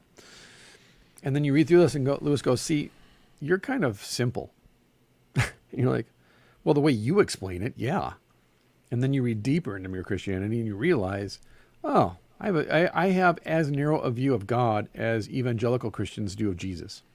Right. And it doesn't Yeah, I I said mean, it's almost illogical. I wouldn't say it's illogical. Well, maybe it's not. Maybe it is illogical because you look at what is clearly, just through Yeah. reason and sense, you can see our world is an incredibly complicated system. Right. You know, whether you call it creation or not, it's fine. Yeah. It's a system, right? There's interrelationship, even within the human body. I mean, you can go down to Right. whatever level you want to go, Right. or even down to the quantum level, right? It's like, I don't even know what's going on there. Right. That is bizarre, right? And all the way out into stars and planets, like we talked about. Yeah. Was it last episode? Like the James Webb telescope is like, universe isn't really expanding. Yeah, Our it's measurements were contracting. wrong. Yeah. Oops, it's just like, oh, well, what happened to Big Bang? Well, whatever. It's incredibly complicated. And then the atheist argument is that it's very simple. It's just like, well, it's just all chaos, and it's just Right. like there's no origin, there's no end. Yeah. It's chaos. It spilled over. No, this is what we got. It's all accidents. It's all accidents. What was it? It's in the one movie with who's the really smart guy that had the game show for a while? Supposedly really smart, high IQ, kind of short. Ben Stein. Ben Stein. Yeah. Ben Stein did that movie where he interviews, like Dawkins. Yeah. And I think it was Dawkins who was the one who said, when Stein kept pushing him, well, okay, then what made that? Then what made that? And he's like, I don't know. Maybe it maybe it was like Aliens. fungus on the back of crystals that came from an alien, or Right. it was an alien species that brought it here. Yep. And you're like, Expelled, it's called, I think. Or Is no, that that's right? No Intelligence. Expelled, No Intelligence Allowed. 2008 American documentary propaganda film by Ben Stein and Nathan Frankowski. is that the one? Expelled? I think it is. No, haven't that's the seen it in a issue long of time. academic freedom, Ooh. No, that one would be interesting to watch too. especially now. Yeah. Let's go. I will edit this portion in the podcast. Or we'll just sit here. People No, can just sit here I and listen to I dead air. typed in Ben Stein religious movie and it goes back to No Intelligence Allowed. Got one Your star key- on Rotten Tomatoes. Your keywords are no good. Right. Well, you have to go to the IMDb The Unbelievers, page. is that it? The Unbelievers? Yeah, it's The Unbelievers. Are you sure? Richard Dawkins, Lawrence Krauss, Woody Allen, Ricky Gervais, Penn Jillette, Stephen Hawking, Cameron That might be Diaz. it. That might be it. I don't know. The Unbelievers. Man, he's been in movies for a long time. Yeah, he but played we in- all know he- him as Bueller. Right. All right. Bueller. So, atheism, too simple. If the whole universe has no meaning, we should never have found out that it has no meaning. If there were no light in the universe, and therefore no creatures with eyes, we should never know it was dark. Dark would be without meaning because there is no light. Likewise, then, the universe has no meaning if there's no God. But the very fact that we ask the question of what the universe means, for Lewis, implies a creator. You don't ask questions for things that you don't have any curiosity or there's no implied knowledge of. If there's Right. only dark and there's never been light, then you would never ask. Isn't that the idea then that he brings out in, or no, it's not him. Is it? I can't remember which philosopher it is. Is it Spinoza or somebody said God in the gaps? Yeah. You know, where it's like, well, there's gaps. There's gaps in our knowledge and understanding, and there's that criticism to say, well, that's why people invent religion, just to fill in the things that they haven't yet discovered Exactly. or Yep. understood. Yep. Yeah, and Lewis is making kind of a different argument, right? He's saying the fact that I'm even interested Right. tells me that it's something Ernest worth Barnes, who considering. you referenced earlier, actually, Ernest Barnes in 1933 coined the term "God in the gaps" in his conversation about the Big Bang and relativity. Although it was first used by Nietzsche, and thus spoke Zarathustra, Part 2, on the priests. Quote: "Into every gap they put their delusion, their stopgap, which they called God." How does it always come back to Nietzsche here? I don't Right understand. on, baby. Right on. I don't In understand. 1933, Ernest Barnes, the Bishop of Birmingham, used the phrase in a discussion of general relativity's implication of the Big Bang. He wrote, "Must we Of course, then it was an postulate-" Anglican. Of course Had it to be. was. It had to be. It all comes full circle for us. Must we then postulate divine intervention? Are we to bring in God to create the first current of Laplace's nebula, or to let off the cosmic firework of Lemaitre's imagination? I confess an unwillingness to bring God in this way upon the scene. The circumstances which thus seem to demand his well, this is 33, and Lewis wrote Mere Christianity in what year? When was it published? Yeah, Well, wasn't he doing these during the war? I think he was. that's what I thought. So it would be after this was said, right? That's kind of the point. What are you doing to me? Come on. Oh, I don't know. Google. Ugh. You need like an annotated version where it actually indicates the date. 1941. Published in 41, right. 1952 as a book, but Right. these are the radio talks adapted from that he made between 41 and 44. So Yeah, he well, that's it, it's definitely during the war. he was definitely aware of this statement by Barnes. Oh, by the way, during World War II, the German theologian and martyr Dietrich Bonhoeffer expressed the concept in similar terms in his letters and papers from prisons. Bonhoeffer wrote, for example, how wrong it is to use God as a stopgap for the incompleteness of our knowledge. If, in fact, the frontiers of knowledge are being pushed further and further back, and that is bound to be the case, then God is being pushed back with them and is therefore continually in retreat. We are to find God in what we know, not in what we don't know. Ooh, that's a dangerous, dangerous statement. It is, yeah. I mean, I think Genesis 1 and 2 is actually the inspiration. I mean, to kind of run with Lewis here, is the inspiration for even things like space exploration. Sure. God made that. He told it was for us to, to investigate for signs and for seasons, right? Like the stars and planets. So go look at them. See, Right. like what the heck is the thing? What was it? The hexagon on Jupiter or whatever it is? Like, Sure. what, you don't think that's real? Sure. Okay, well, whatever. Just go check them out, right? I mean, The I older know it's really... get, and the more information I read and learn, the less I'm convinced that we've ever penetrated the firmament. Oh, you're back to the canopy. Okay. Back to it. The older I get, and the more evidence that's presented to me from different sources, the more convinced I am that, yeah, we've never penetrated the firmament. It's Well, all but a whatever. lie. Even if we haven't, we can still look at the sky and No, absolutely. I'm not denying enjoy that it at all. Yeah, 100%. Yeah. I was telling this to the kids as we've been studying Genesis 1 the last couple of weeks. I just decided to take 2 weeks on it because it's so foundational, right? Yeah. And it used to be core curriculum for us as Lutherans in our Lutheran Right. schools, is that everybody learned astronomy. Yeah. Like, why don't we learn astronomy? 'Cause Well, in I guess because it got Genesis mixed up. 1, we're told in Genesis 1 what the stars are for. And I think it actually offends us that something so grand to us is so simple to God. It's Right. for the seasons and navigation. Days and stuff. years and navigation. And yeah. It's all very plain, and we're like, and like Paul says in the live stream, it declares there's the the psalm. handiwork of the Lord. Right. Dang it. It's too simple, though. It's just too simple. It's too elegant to be that. It has to be more Well, there must be profound. life on those planets, There right? has to be. Right, exactly. What's the Bowie song? I almost had it. Life Is there on life Mars. on Mars? So part 2 of this then, the invasion. So very well then, atheism is too simple. And I will tell you another view that is also too simple. It is the view I call Christianity and water. The view which simply says there is a good God in heaven and everything else is all right. Or everything is all right. Leaving out all the difficult and terrible doctrines about sin and hell and the devil and the redemption. Both these are Boyce's philosophies. Bob Marley. It is no good asking for a simple religion. Here we go. After all, real things are not simple. They look simple, but they are not. That's Thelonious Monk, right? True genius is making something incredibly complex look simple. I don't know how he does it. It's almost like chaos, right? Right. Well, that's why he died in an apartment underneath a shop in New York City. Unappreciated.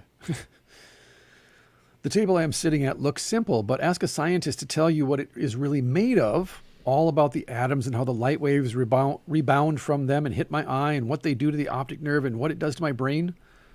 And of course, you find that what we call seeing a table lands you in mysteries and complications which you can hardly get to the end of. A child saying a child's prayer looks simple. And if you are content to stop there, okay, well and good. But if you are not, and the modern world usually is not, if you want to go on and ask what is really happening, then you must be prepared for something difficult. If we ask for something more than simplicity, it is silly then to complain that the something more is not simple. I just had this conversation with my coach today. Mm-hmm. Yeah. Yep. It is interesting. People always ask for more, but then they don't like it when you give it to them. 100%.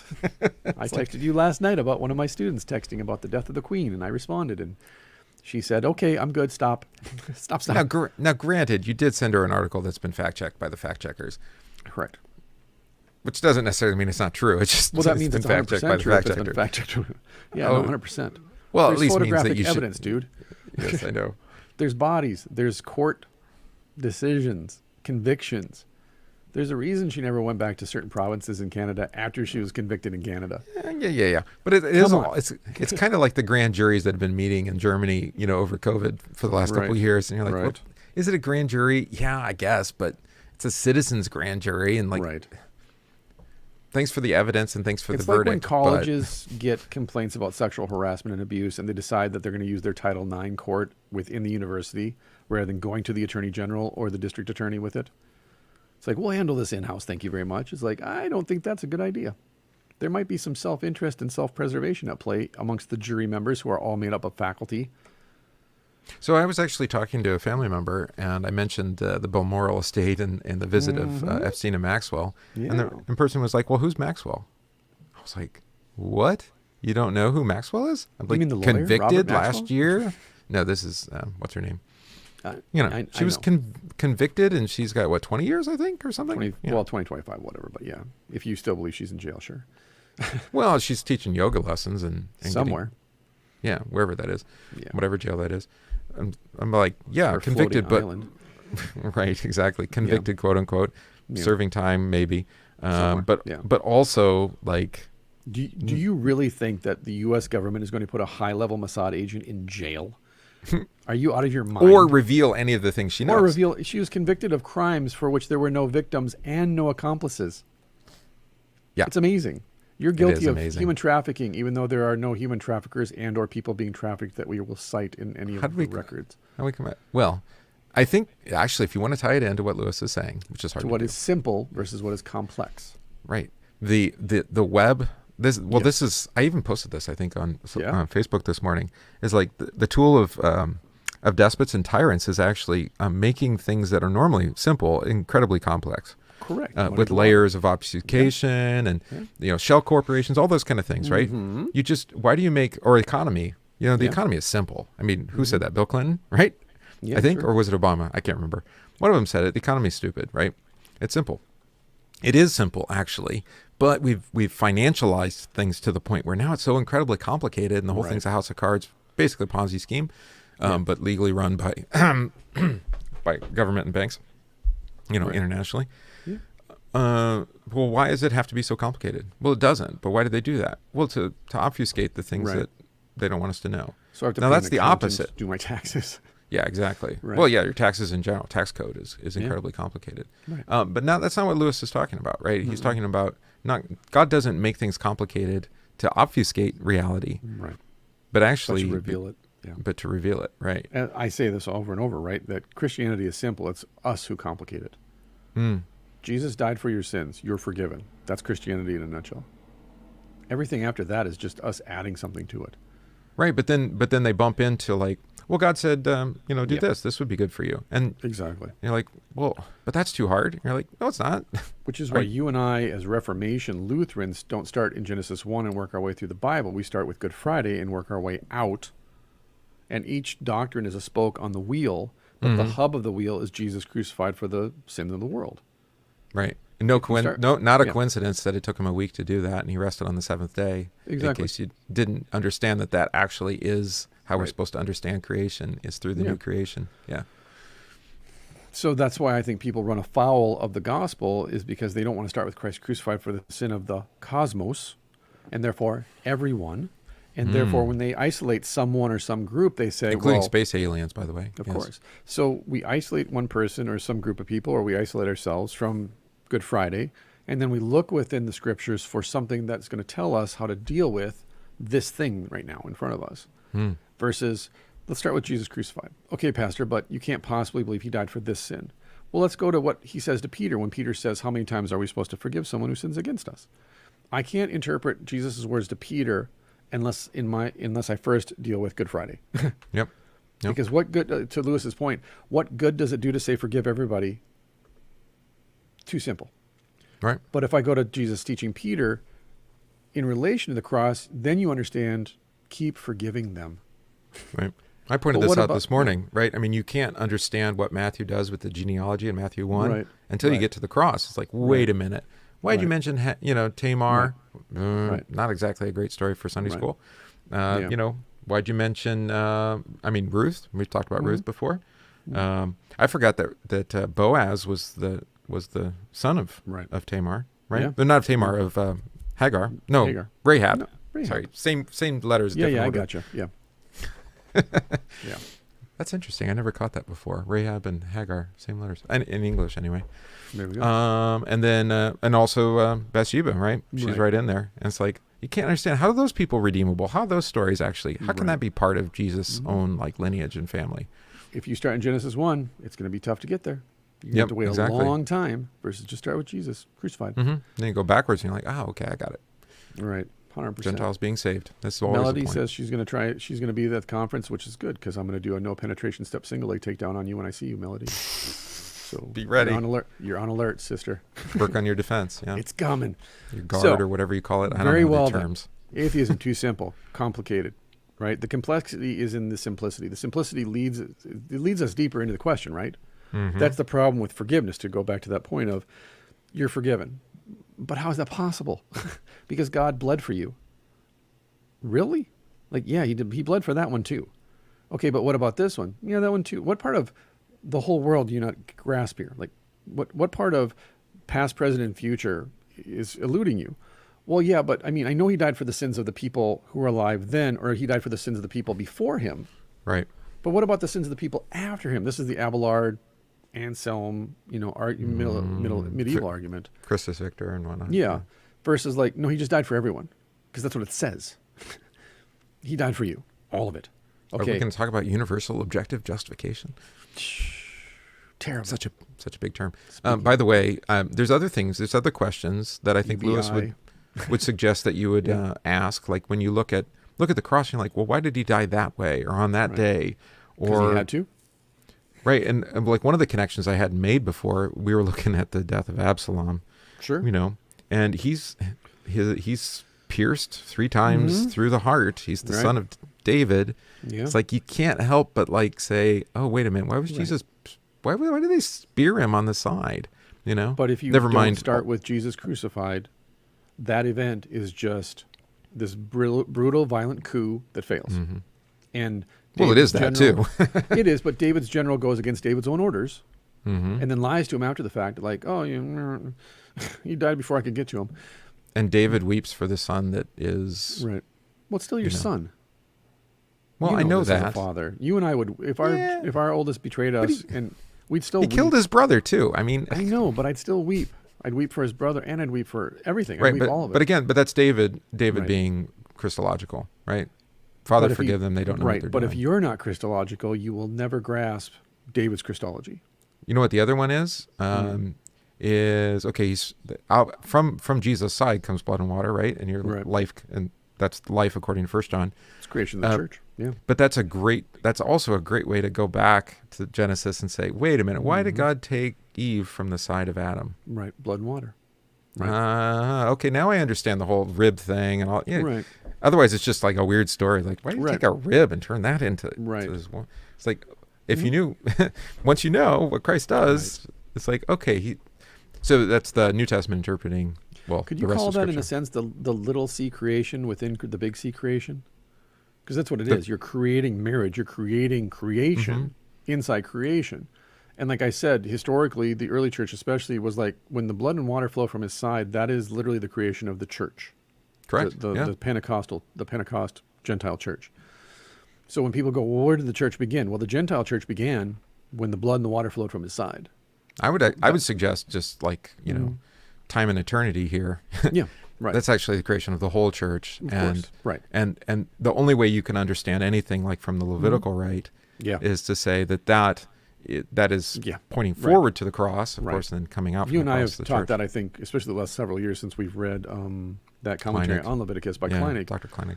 Of pointing out, like, it's actually really easy to understand Leviticus once you start with Jesus. Yeah, just interpret it according to what Jesus does. Right. You can just use Holy Week is the interpretive key. Right, exactly. Yeah. Then it makes sense. But outside of that, especially when you're a young seminarian or a new pastor or a layperson who avoids Leviticus like the plague because it's just a whole bunch of blood and guts and do this, don't do that. It just seems like a really boring recipe. Versus when you read it in relation to Jesus' sacrifice, behold the Lamb of God, and then you go back and read it, you're like, oh, it's all about Jesus. Okay, got it. That's why they're doing it, though. They're not doing it to mechanically do it. They're doing it because God is present in the blood. Well, and God is like establishing in them. Right. I don't want to call it institutional memory, but it's like it almost becomes epigenetic, memory for Right. them. Well, there's the whole birth process where blood and water, right. the water breaks literally, and then there's blood and a baby. I mean, never mind Jesus said it, but Paul does that in Ephesians 5 with the marriage picture of Christ and His church, Right. and that. And that's where, maybe this is where I'm getting this idea, where Paul says, no, wait a minute, Christ and His church came first, and the marriage of creation, Adam and Eve, was given to reflect what was to come. Right. You're like, wait a minute, Right. which comes first, Christ and His church, according to Paul, even before the foundation of the world, right? Colossians. And you're like, yeah. My brain is hurting. Which is why we have to destroy marriage. As sinners, we have to destroy marriage because we have to destroy the church. And It's an marriage is a attack on reflection Christ. of it. Yeah. It's attack on Christ. At its very core, I mean, that's what, abortion's all about. It's to undo We've creation. been praying Psalm 127 this week and talking about children being a heritage, right? Yeah. And it says that the last line of the psalm is really profound, I think. At least it was profound for me this week, is that that you receive children as a gift, and it makes your enemies ashamed in the gate. Yeah. Like, how does that shame your enemies when you come forward, you, your wife, and your children? And I think it's to this point. I think it's to this very point. It's like you receive the gifts of God as gift in faith. Yep. And even with all the burdens that come with that. It's not an accident. Period. It's not an accident. You know where these things come from, right? Right. Exactly. Okay. All right. So it's no good asking for a simple religion, right? He calls it like a young boy's religion, right? Child's prayers look simple, but when you really dive into "Come, Lord Jesus, be our guest, let these gifts to us be blessed," that's an apocalyptic sermon. You're asking for the end of the world to come by the time you get done eating dinner, which is very Exodus-like. Oh yeah, give me the food so that I'm ready to die. Yeah. Right. So the modern world is usually not down with this kind of understanding of things, right? So if you want to go on and ask what is really happening, then you must be prepared for something difficult, right? It's easy to learn how to play a chord on a guitar, for example, right? Put your fingers here, Is it? strum, it's a chord. My hands don't work. But I'm just saying, somebody can put your fingers on the guitar and go, here's a chord. Yeah. Or even an open chord. Even more simply, here, just put your one finger here and then strum these 3 strings. It's an open chord. Great. Now let me play like Jimi Hendrix. Sorry. There's more to it than just that. So yeah, it can look very simple. Like I'll tune my guitar to an open tuning, like open A or open D, which means that the whole thing is tuned to like a chord. And then no matter where I put my fingers on the guitar, I can start noodling because it's an open, it's just a chord, right? And I can play it rhythmically. I can do arpeggios and different scales. And I can really start flying up and down the neck of the guitar then, because I don't have to worry about my finger placement necessarily chord-wise. And so from somebody who doesn't know what I'm doing, it seems like I'm extremely good at this. But what they don't know, because they don't know how to play guitar, is it's an open tuning. That makes it a lot simpler to do these things. But I had to learn how to play guitar the right way first before I then learned about open tunings and drop tunings and fingering all this different stuff, muting, slides, blah, blah, blah. It always looks simple. Like, like folk music, I guess is a better example. Like when you watch someone play folk music, oh, well, they're just playing 3 chords. It's like, actually there's how they're holding the pick. It's how they're strumming the guitar. It's the finger picking, like how they use their pinky versus their thumb, how they're going up and down the neck. They're making jumps and octaves, what their voice is doing and how they modulate their voice in relation to the guitar and the music and what the words are communicating. A lot like Bach is a great example too, right? Bach's words always accompany the music and the music is always tuned to scripture. But if you just listen to Bach, you're like, that's pretty.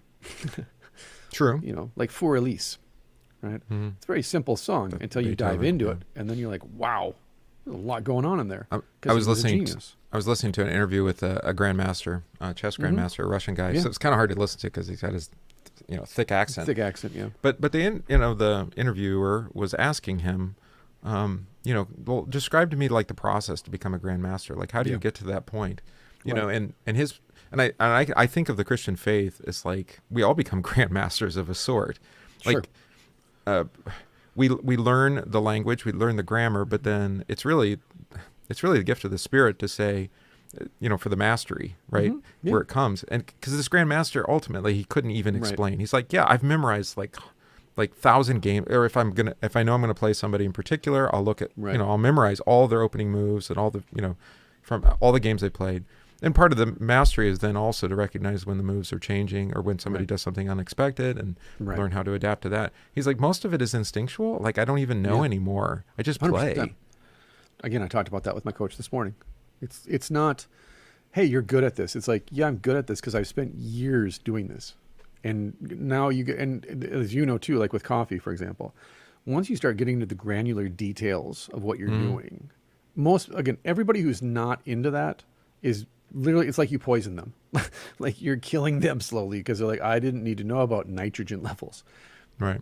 But that's because you're a master of that craft. And for Christians, like you said, the mastery of Christianity, which is given by the grace of God through the Holy Spirit, is I'm a grandmaster of creation. I'm a grandmaster Even of the child reality. with Yeah, the simple prayer. exactly. It's Exactly. like, well, You where got did it. that come from? Right. It's not Right. simple. It's really amazing what's happening there. But And it yet you seems instinctively simple. just Yeah. do it. Well, Jesus taught us to pray this way.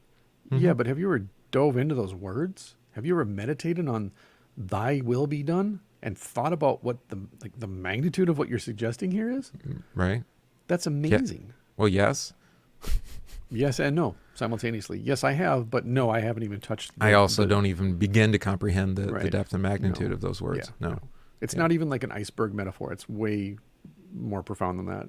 It's like, yes, if like 1% of 1% of the iceberg were above the water, that's what I grasp in that prayer. No, it's like the end of the original, what was it called? Men in Black, right? Where they pull out and it's the aliens playing some kind of game with the universe balls. Yeah, with the universe balls. That's right. I just watched that movie a couple of weeks ago again. Did you? It's fun. It's so fun. Yeah, because my wife It hadn't is. seen it. Yeah. Who was that? That wasn't, I was going to say it's Zemeckis. It's not Zemeckis. Who is it? I think It was the wasn't it producer? Zemeckis? I thought Maybe it it was. was. Yeah, maybe it was. He knows how to make fun movies. Yeah. So, very often, however, this silly procedure is adopted by people who are not silly, but who consciously or unconsciously want to destroy Christianity. There's the key. Such people put up a version of Christianity suitable for a child of 6 and make that the object of their attack. We sometimes refer to this as a straw man argument. Mm-hmm. When you try to explain the Christian doctrine as it is really held by an instructed adult, they then complain that you are making their heads turn round and that it is all too complicated. And that if there really were a God, they are sure he would have made religion simple because simplicity is so beautiful, etc. I have recently been accused of this, actually. I've accused you of this. There we go. with your love of Scandinavian architecture. Okay, go ahead. There we go. IKEA churches. IKEA churches.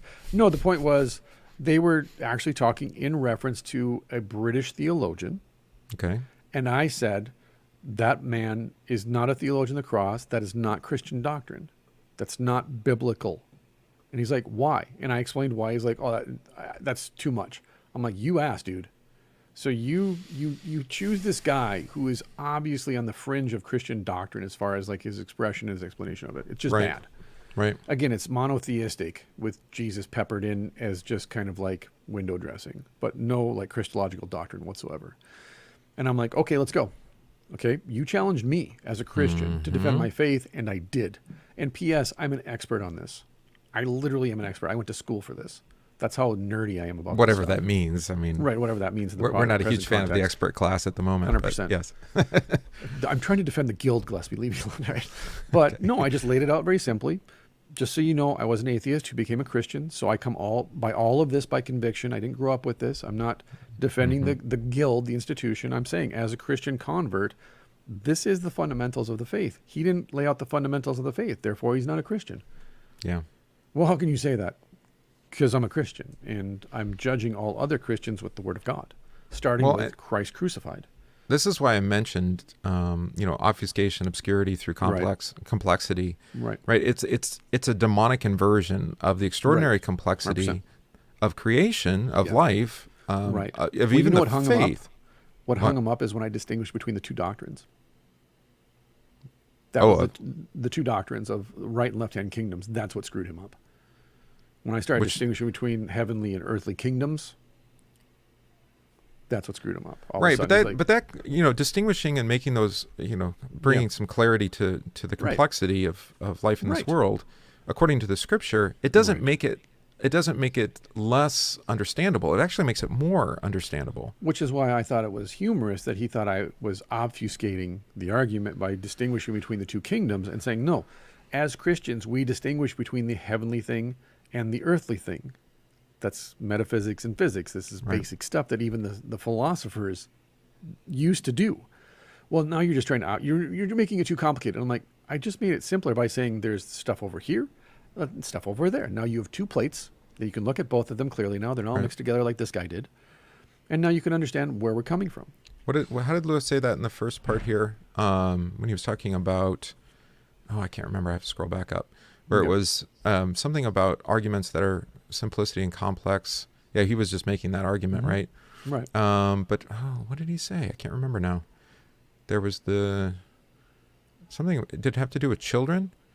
It was right at the beginning. Yeah, he said that's a boy's philosophy. That's in this section. It was People in the who previous want section. Simple. Okay. Yeah. While you're looking for it, I will keep reading. Yeah, Besides being complicated, reality in my experience is usually odd. I agree. It is not neat. It is not obvious. It is not what you expect. For instance, when you have grasped that the Earth and other planets all go around the sun, you would naturally expect that all the planets were made to match, all at equal distances from each other, say, or distances that regularly increased, or are all the same size, or else getting bigger or smaller as you go farther from the sun. In fact, you find no rhyme or reason that we can see about either the sizes or the distances. And some of them have one moon. One has 4, one has 2, some have none, and one has a ring. So before I read Mere Christianity, I had just read A Brief History of Time by Stephen Hawking, which to this day influences the way I think about physics and astrophysics and all this stuff. So having read that right after reading Hawking, and I'm like, Hawking's the best. Like, this is so awesome. And then I read that, I was like, oh. Again, it's very simple what he says, but it makes you think about the things that you presuppose and take for granted. Mm-hmm. And it's like I was saying to my wife last night, we're going to bed, it's dark, and I just out of nowhere, and again, we're in the dark, I go, you ever realize that every picture that we've ever seen of the Milky Way is just a painting or a CGI image, because no one's actually ever stood outside the galaxy and took a photograph of it? And yet, growing up in school, that's the only picture of the galaxy we're shown. It's at the beginning of the Jetsons. Right. And that every picture that comes from space, they're all CGI. Colorized. Yeah. No, they're not. Well, and yes, they are extrapolated via CGI. They have 2 Pixar artists working at NASA who do the work. Well, you have to, because it's the light's in the wrong spectrum anyway. Mm-hmm. So when you're looking at things that have, visible radiation that's coming, or not invisible radiation coming in a spectrum that isn't visible light to us, well, how are you supposed to sell that? That's a great way to. That's a great word. Sell. How are you supposed to sell? Well, we spent a lot of money to put that satellite telescope up there. Yeah, in inner orbit. So you have to sell it, right? And so, it's extrapolated. What was the one that we? What was it? It was a couple of years ago now, right? It was the picture of the black hole. You remember that one? Right. And how it had the ring just like in Interstellar. Right. Yeah. And they're like, wow, isn't it amazing that it looks just like the one that was in Interstellar? That's because it is. And then I remember the interview with the person who was like the lead of the team. And she's like, yeah, we had like 16 space telescopes all over the world. And they all took a picture of the same thing. Then we put them all together. And then we told the computer to kind of give us an idea what it might have looked like. Mm-hmm. And it made it up through AI extrapolation. 100%. Like, yeah. Oh, so we didn't actually look at the black hole? No, we didn't. Up on the show last month. NASA posted that picture of space, and everyone immediately went, "You just photoshopped that. That's not even real." And they immediately had to walk it back immediately. They got busted.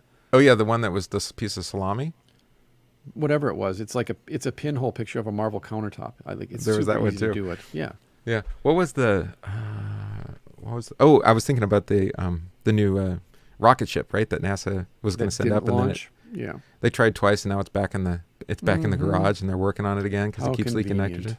And then I don't know if I posted the meme, but I thought it was funny. Well, we tried twice. We might as well just fake the moon landing. There we go. Exactly. Again, fake the moon landing again. I'm sorry. I love it. So the point is, reality is in fact odd. But as I texted you on my way home today, we cannot just admit that we have no idea how our brain works. We have no idea how the universe works. So we go for even the one right up here, right? Yeah, 100%. But you and I, as you noted, we can't accept. We always go for the simple fix. We can't just go, Oh, it's yeah. too complex, we can't understand it. We can't ever accept that things are too complicated for us to comprehend. Well, and I wouldn't say, I mean, we still have some comprehension though, right? So we know that Not as you much can as have, we want. There. right, but, well, no, I would suggest we have enough, actually. There's Hurt enough wisdom. ourselves. Yeah. We've heard ourselves enough time over the last couple thousand years that we figured some things out, right? Right. If we're only willing to listen. Like, when you get older, you're just going to have to intentionally exercise. There's just no way around that, right? For the sake of, just cell health or whatever. Bone density, cell Bone health, density, all this kind of stuff, mitochondrial right? health, yeah. Yeah. And maybe you're not going to be able to eat the same way you did when you were a kid. You Right. know? You don't need the same nutrients anyway. You already know that, Right. But like brain health, like maybe you just need, psychology actually has something to say here. And then, maybe not psychiatry. Maybe you don't need to put more chemicals in your brain. Maybe Right. you actually just need You need to to move out of the city. Well, no, but what's the effect? It actually Right. changes your brain chemistry. The chemicals in Exactly. your brain change. Your body actually changes those. And then your body changes with the chemicals. This is why I was and talking it about the creates white pill, an black endless pill thing. cycle of, yeah. Like I read a lot of negative stuff all the time, right? And it's just no way to go through life, right? No. And it's just, but you don't want to put optimism where it doesn't belong, because then you're going to be Correct. disappointed, and that's just going to make it worse. Right. If you're going to be optimistic about the things you actually have a promise attached to, which ultimately only comes from God's word and the Right, church. exactly. Sorry. Yeah. Like there's no hope. There's no future for, what's the Sex Pistols song? God Save the Queen. God save the Queen. I'm trying to think all the lyrics. It's also relevant to today. It really is, isn't it? There's no hope for Western Europe or something, isn't it? Isn't the line in there? Hold on, I'll look it up for you, producer. There's something about an God H save bomb the in there Queen too. lyrics. I got to include Sex Pistols, otherwise I get the British national anthem. Let's not do that one. God save the Queen, the fascist regime. They made you a moron, a potential H-bomb. God save the Queen. She's not a human being, and there's no future, and England is dreaming. There it is. That's Don't the be one. told what you want. Don't be told what you need. There's no future, no future, no future for you. God save the Queen. We mean it, man. We love our Queen. God saves. God save the Queen, because tourists are money, and our figurehead is not what she seems. Oh, God save history. God save your mad parade. And, oh, Lord God, have mercy. All crimes are paid. Oh, when there's no future, how can there be sin? We are the flowers in the dustbin. We are the poison in your human machine. We are the future, your future. God save the Queen. We mean it, man. We love our Queen. God saves. God save the Queen. We mean it, man. There's no future. In England, dreaming God save the Queen. No future, no future, no future for you. Repeat 2 more times. Now, I mean, Johnny Rotten is actually quite the philosopher, isn't he? He really is. It was famous. Was it just a couple of years ago where he was talking about Trump destroying the New World Yes. Order or something? Yeah. 2020 he came out, and everyone's like, wait, what? Johnny Rotten, you're endorsing Trump? What's wrong with you? Right. Yeah. Yeah. Him and Jello by Opera went at it. It was fun. It was fantastic. But that's what we're talking about. Like, why are so many people? I mean, I love the idea of a king and queen. I love the idea of a king and queen. I never want one, right? And it's like, why are we rejoicing? I mean, yes, okay, the queen, monarch died. She, I guess, head of state. We should probably honor that somehow. But We should. just Why? like the levels of almost like just adulation, almost worship, right? Godlike worship of a false idol. Yes. Right, exactly. There you And go. Johnny Rotten got it. He Thank got you. it. It's funny, back in the 70s, they were quite aware of what was going on in Buckingham Palace, while everyone was like, no, God save the Queen. It's like people on the street always know. That's the thing. Even People before in the the gutter internet. Look know. at that. Yeah. Right? Yeah. And it is a great Yeah. eulogy for the Queen. God save the Queen by the Sex Pistols. Because she's a cannibal. Reality, in fact, is usually something you could not have guessed. That is one of the reasons I believe Christianity. It is a religion you could not have guessed. Exactly. If it offered us just the kind of universe we have always expected, I should feel that we were making it up. But in fact, it is not the sort of thing anyone would have made up. It has just that queer twist about it that real things have. So let us leave behind all these boys' philosophies, these oversimple answers. The problem is not simple, and the answer is not going to be simple either. Simpler. If only Lewis was around, he'd be like, Right. "Oh, let me give you an example. This is the God King Zuckerberg making metaverse." Yeah, exactly. And it's like, it's so fake and it's so terrible. Yeah. Oh man. Anyways, what is the problem? A universe that contains much that is obviously bad and apparently meaningless, but containing creatures like ourselves who know that it is bad and meaningless. There are only 2 views that face all the facts. One is the Christian view that this is a good world that has gone wrong. but still retains the memory, as you said, epigenetic, of what it ought to have been. The other is the view called dualism. Dualism means the belief that there are two equal and independent powers at the back of everything. One of them good, we'll call him God, and the other bad, we call that the devil. And that this universe is the battlefield in which they fight out an endless war. I personally think that next to Christianity, dualism is the manliest and most sensible creed on the market. But it has a catch in it. What about Christian dualism? Right. Yeah. That's the Walmart dual. That's the Walmart Christianity. Exactly. Yeah. Republican Jesus. The two powers, or spirits, or gods, the good one and the bad one, Tiamat and Marduk, for example, are supposed to be quite independent. They both existed from all eternity. Neither of them made the other. Neither of them has any more right than the other to call itself God. Each presumably thinks it is good and thinks the other is bad. One of them likes hatred and cruelty. The other likes love and mercy. And each backs its own view. Now, what do we mean when we call one of them the good power and the other the bad power? Either we are merely saying that we happen to prefer the one to the other, like preferring beer to cider. Anyways, that was great. That's just a great analogy, actually. I love hard cider. Yeah. Or else we are saying that whatever the two powers think about it, and whichever we humans at the moment happen to like, one of them is actually wrong, actually mistaken, in regarding itself as good. That's just your perspective, man. Right, exactly. That's effectively what he's saying. Well, like, hey, look, I like right. Anton LaVey. I mean, it's a different perspective. Right. Just a different perspective. Think about, though, the entire premise of the entirety of Western literature and Western cinema and TV is based on dualism. Right? We just talked about it earlier of, like, the Hunger Games. Yeah. They're bad. Why? Because, look, they do mean things. Well, why is she good? Because, look, she did good things. That's it? That's all I get? Yeah. What more do you need? Thor is good, Loki's bad. Until we retcon him and make him kind of good and goofy. We have to have black and white, yin and yang, right? This is the dualism that most people, I believe, I don't want to use the word religious in the broadest of terms, but I believe most people, even atheists, function as dualists because you have to. Otherwise, I think you would go insane. Well, isn't it kind of like a distortion, basically, of law and gospel?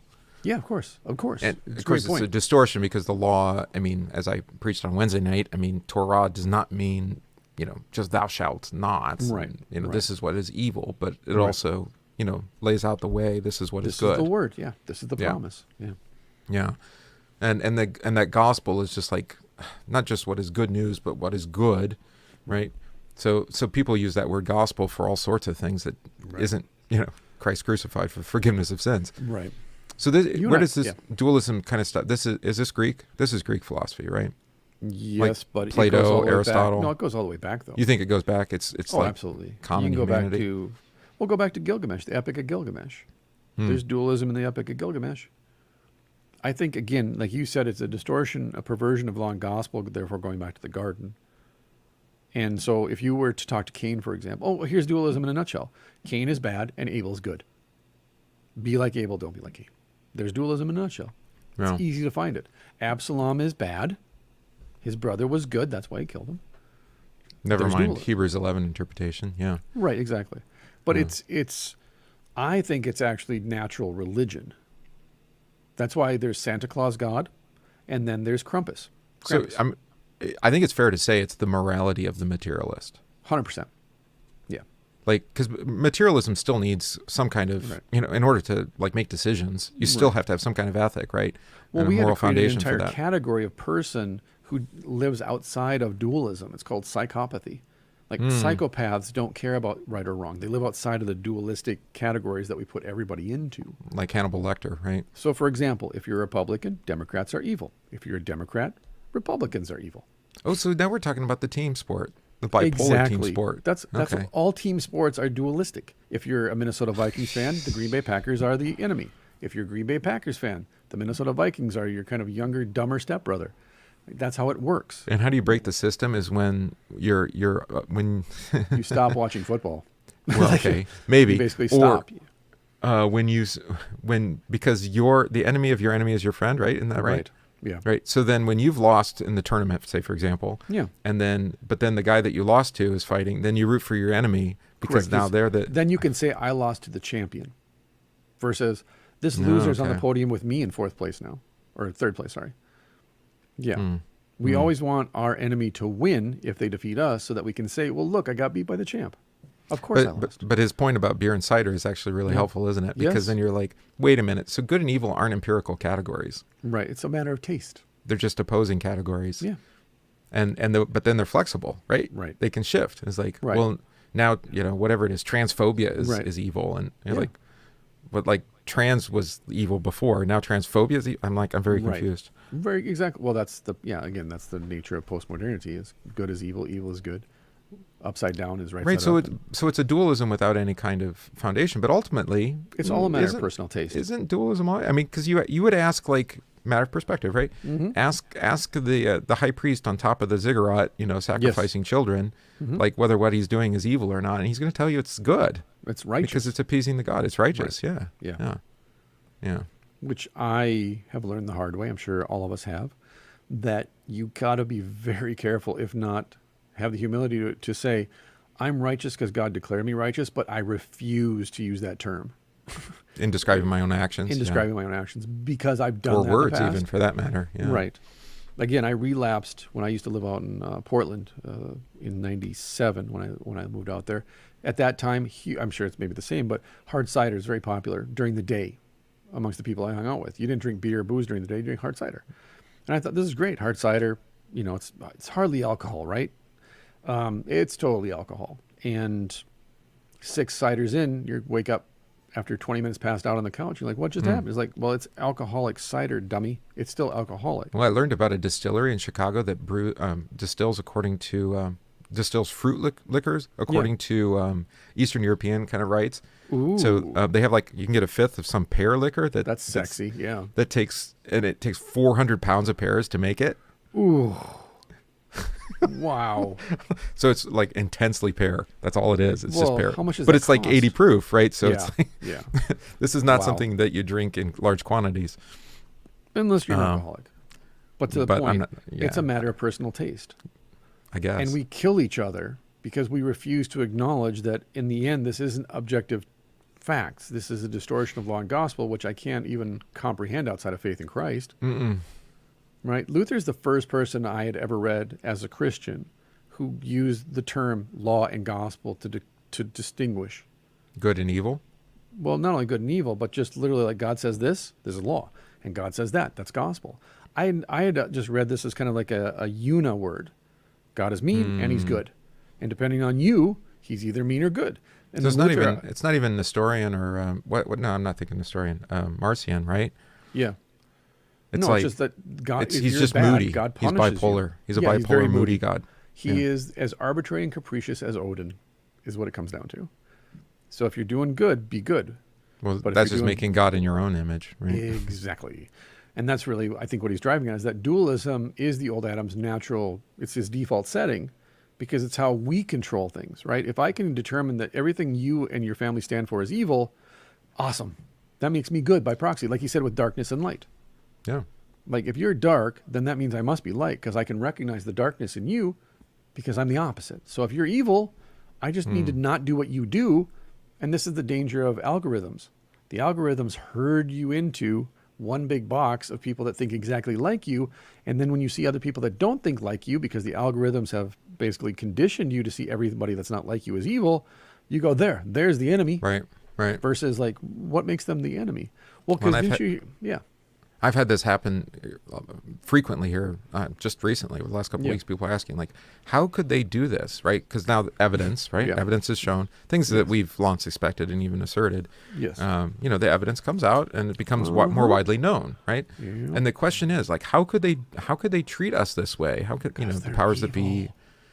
Well, except they don't believe they're evil. This is my point. Correct. And that's my so point. you're operating with a different, still dualistic worldview. Correct. And it's just not aligned to theirs. You could call 100%. It the Overton window if you want, but that's not even really exactly it. Mm-hmm. It's just your values aren't aligned with their values. Correct. They think of you differently than you think of yourself. Correct. And as you think of them and of others. Yes. And that's that. There's no forgiveness. There's no mercy. There's just judgment and wrath. Yeah. Period. No love and mercy. No love and mercy. No. It's as Carl Jung said, right? Thinking is difficult, which is why we judge. Like me judging, and I even texted you about like Shia LaBeouf. We talked about that in the last episode. Is like when I saw that interview on Real Ones, I was like, this creep. You know, he's only on there because he's John Barenthal's friend. They did a movie together. And then I heard a clip and I was like, oh, wait, he's speaking my language. He's talking about recovery. I'll give him a chance. And I thought it was more profound than the Baron one personally, but no, 100%. It was amazing, right? And yeah, much more profound because they're friends. Baron is a bishop and he's a newly converted Roman Catholic. He's not going to talk the way to Bishop Baron. He's going to talk to John. not quite as honest. Yes. Because Barenthal's in recovery. Barenthal's been in jail. He gets it. And so therefore, my judgment was quick and easy. Didn't require anything from me. But to suspend my judgment and to listen for 2 hours, well, that requires time and energy and the openness to admit, as I texted you, I have to repent now because he's my brother in Christ. He's my brother in recovery. And but he's a papist. How dare you say that? Right, exactly. But the point is, I would expect him to forgive my sins. There we go with our categories, right? Of good and evil. And that's the problem. That's the problem. Automatically dismissing anybody. Well, you're a Roman Catholic. Okay, but what do you confess? Right? I have lots of Roman Catholic friends who are Christians, and their confession is good. And yeah, it surely sounded like, despite his love for the Latin Mass, I mean, it's grace and mercy is what was looking for. Exactly.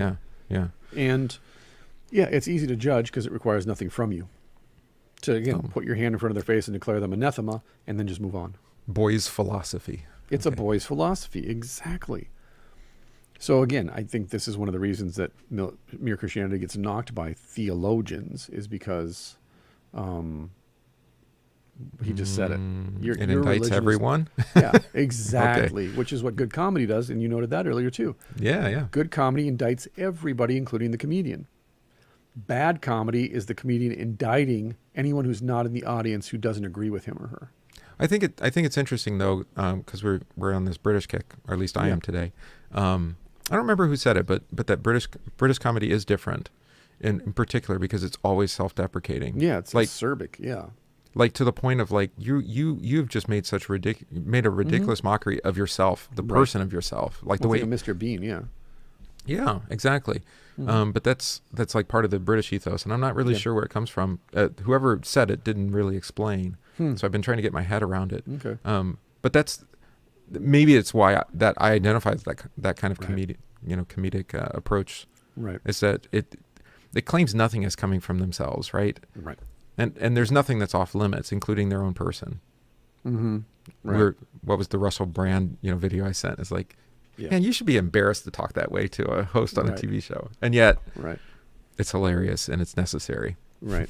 On the live stream, Bishop Barron at the end confessed we must return to the Bible. That's a good point. You should watch other Roman Catholic theologians break down of Bishop Barron's responses to Shia. They hate him. Because he's a Vatican II new Mass kind of guy, and Shia's like, I like the old Mass.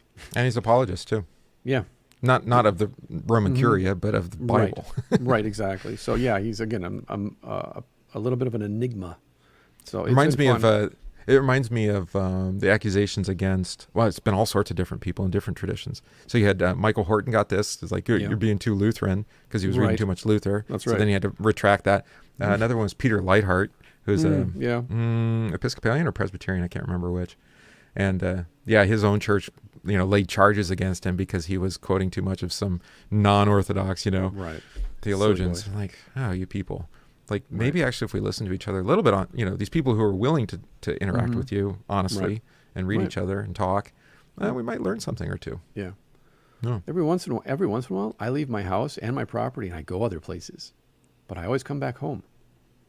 Right. Yeah. So before you judge somebody, wait for them to come back home before you declare them off the reservation. I mean, we are reading an Anglican lay theologian here. There we go. So the two powers, the spirits, the gods, good one, bad one, they're quite independent. They both existed from eternity, right? Good, bad power. Either we are merely saying that we happen to prefer the one to the other, like preferring beer to cider, or else we are saying that we happen to prefer the one to the other, like beer to cider, or else we're saying that whatever the two powers think about it, and whichever we humans at the moment happen to like, one of them is actually wrong, actually mistaken in regarding itself as good, as we noted. So now if we mean merely that we happen to prefer the first, then we must give up talking about good and evil at all. because good means what you ought to prefer, quite regardless of what you happen to like at any given moment. Good is good whether you like it or not. Right. If being good meant simply joining the side you happen to fancy for no real reason, then good would not deserve to be called good. Again, that defies the definition of the word. Right. Don't do So it. we must mean that one of the two powers is actually wrong and the other is actually right. But the moment you say that, you're putting into the universe a third thing in addition to the two powers. Some law or standard or rule of good which one of the powers conforms to and the other fails to conform to. But since the two powers are judged by this standard, then this standard, the being who made this standard, is farther back and higher up than either of them. And he will be the real God. In fact, what we meant by calling them good and bad turns out to be that one of them is in a right relation to the real ultimate God, and the other in a wrong relation to him. Uh-oh. So in Genesis 1, we talked about this. Why is creation called good? Because God is good. Not because creation is good in and of itself, apart from God. But the one who creates it is good. Right? You can say, like, to use his analogy, God calls things good. I mean, he does, right? he defines what is good in creating them. Yes. So you can look at a painting, to use Lewis's analogy, and go, that's a beautiful painting. That's a good painting. Well, actually, we're referring to the artist because the painting didn't paint itself. You mean like the self-portraits that they put up in the White House now? There we go. Exactly. Like the one is like hideous. Good night. And the other one's barely even a painting. Well, there you go. Art being what it is nowadays. I suppose. But that's is my that the point. best painters that we have today? But Come on. we want to disconnect the artist from the art. So when you look at a beautiful sculpture and you're like, that is an amazing sculpture. That's so beautiful. I could stare at that all day.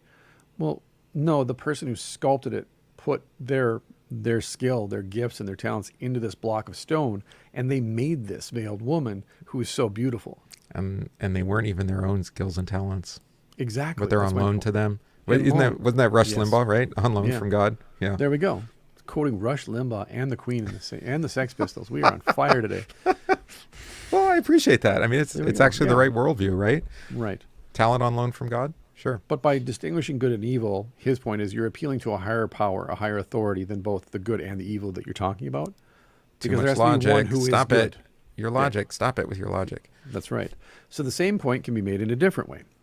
If dualism is true, then the bad power must be a being who likes badness for its own sake.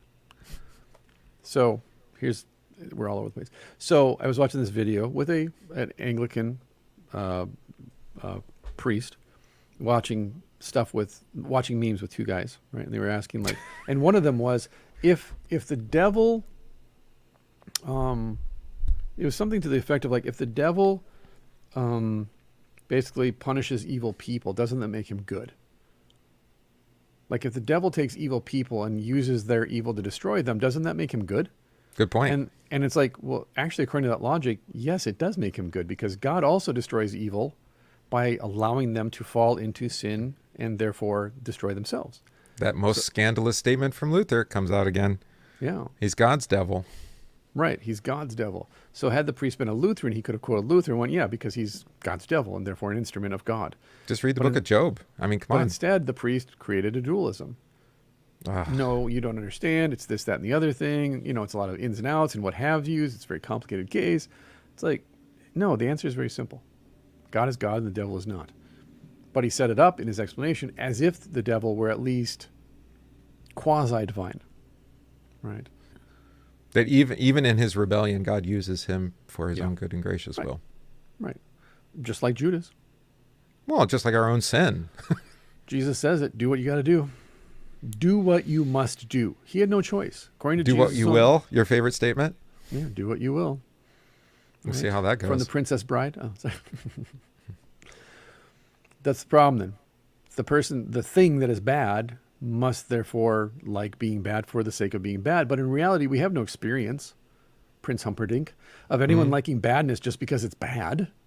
The nearest we can get to it is in cruelty. But in real life, people are cruel for one of two reasons, either because they are sadists, that is because they have a sexual perversion which makes cruelty a cause of sensual pleasure to them, or else for the sake of something they are going to get out of it, money, power, safety, Or maybe both. or both. That's what a dominatrix is for. But pleasure, money, power, and safety are all, as far as they go, good things.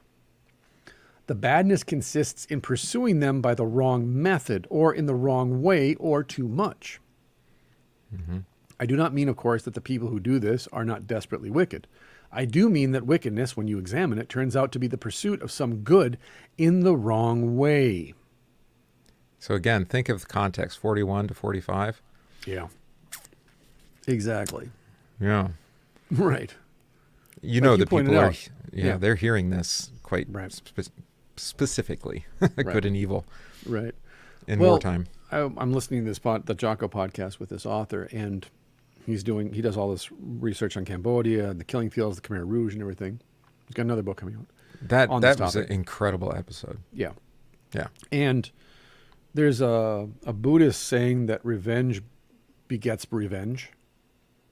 Because in the Western idea of justice, it's like, no, we have to take them, we have to put them on trial, we have to sentence them, we have to jail them, we have to execute them. All these Buddhists are saying, leave him alone. He's going to be reincarnated as a cockroach 25 times. For the next 10,000 years, Yeah, he's going to karma. come back as a Right. cockroach. Right. Yeah. And I don't agree with that in any way, shape, or form, but I agree with the philosophical principle that revenge begets revenge. I kill him, then his children want to kill me now to get revenge on their father.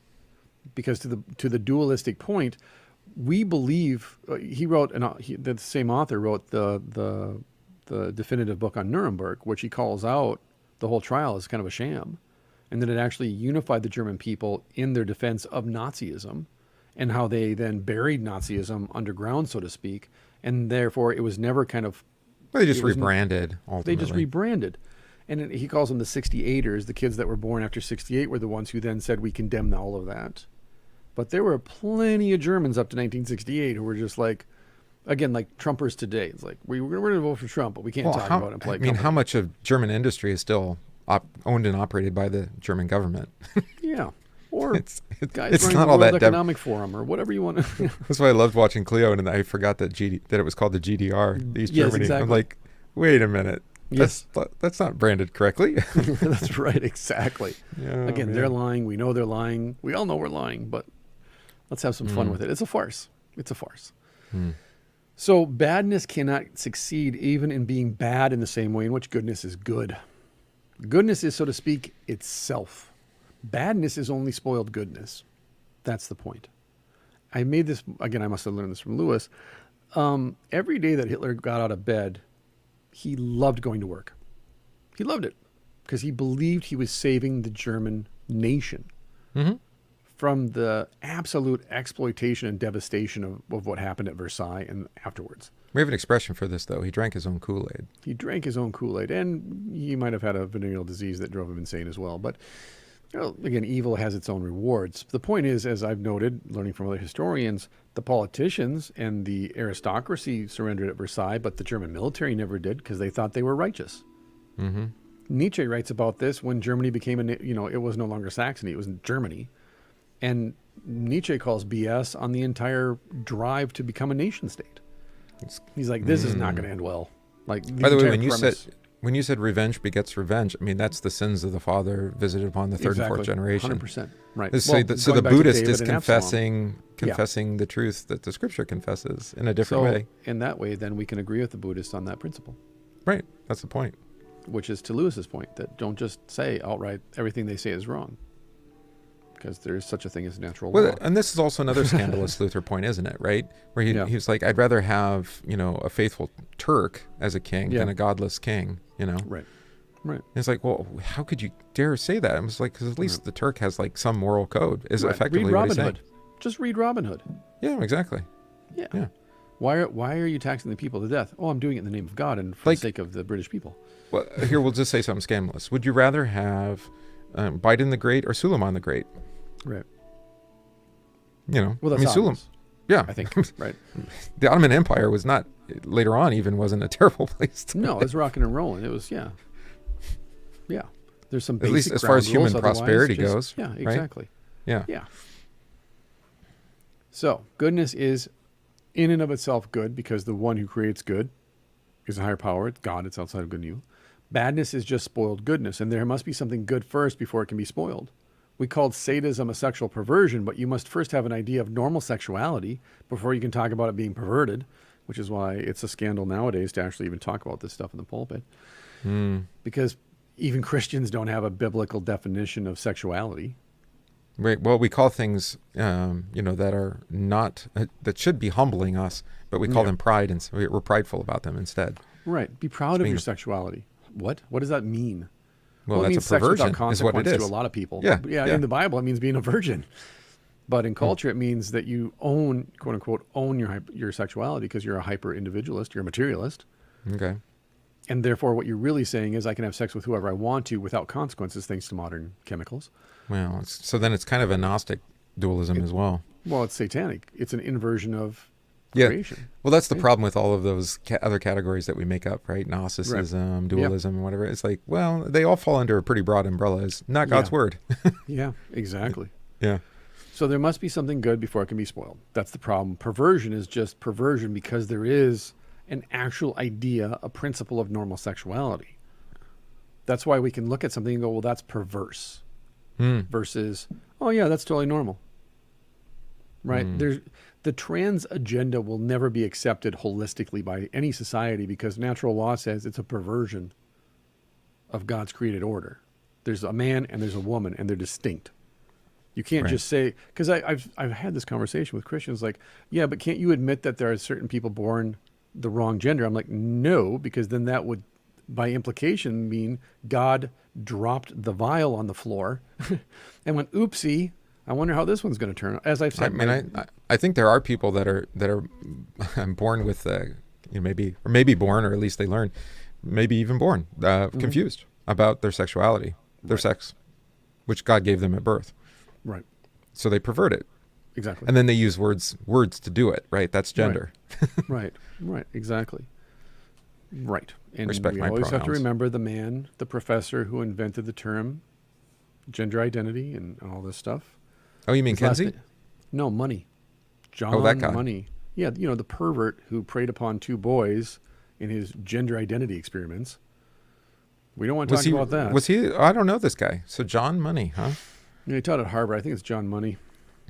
Coined the I was term thinking gender Al identity. Kinsey, who was at Indiana University, which I always laugh because it's like Indiana, such a conservative state. And it's like, well, Kinsey was.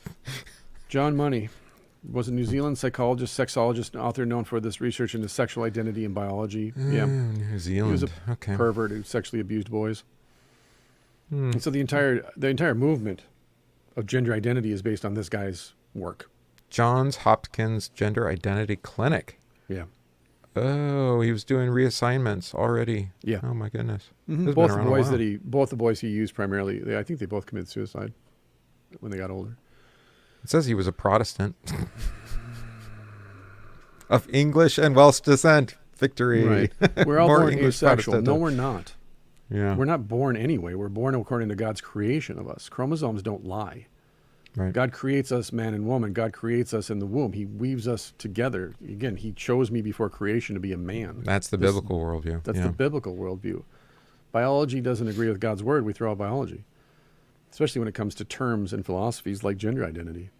Mm-hmm. So if he's bad, he cannot supply himself either with good things. So it follows then that this bad power that is supposedly on equal footing with the good power and to love badness in the same way as the good power loves goodness is a boogeyman. In order to be bad, he must have good things to want and then to pursue in the wrong way. He must have impulses, which were originally good, in order to be able to pervert them. But if he is bad, he cannot supply himself either with good things to desire or with good impulses to pervert. He must be getting both from the good power. And if so, then he is not independent. He is part of the good power's world. Satan is God's Satan.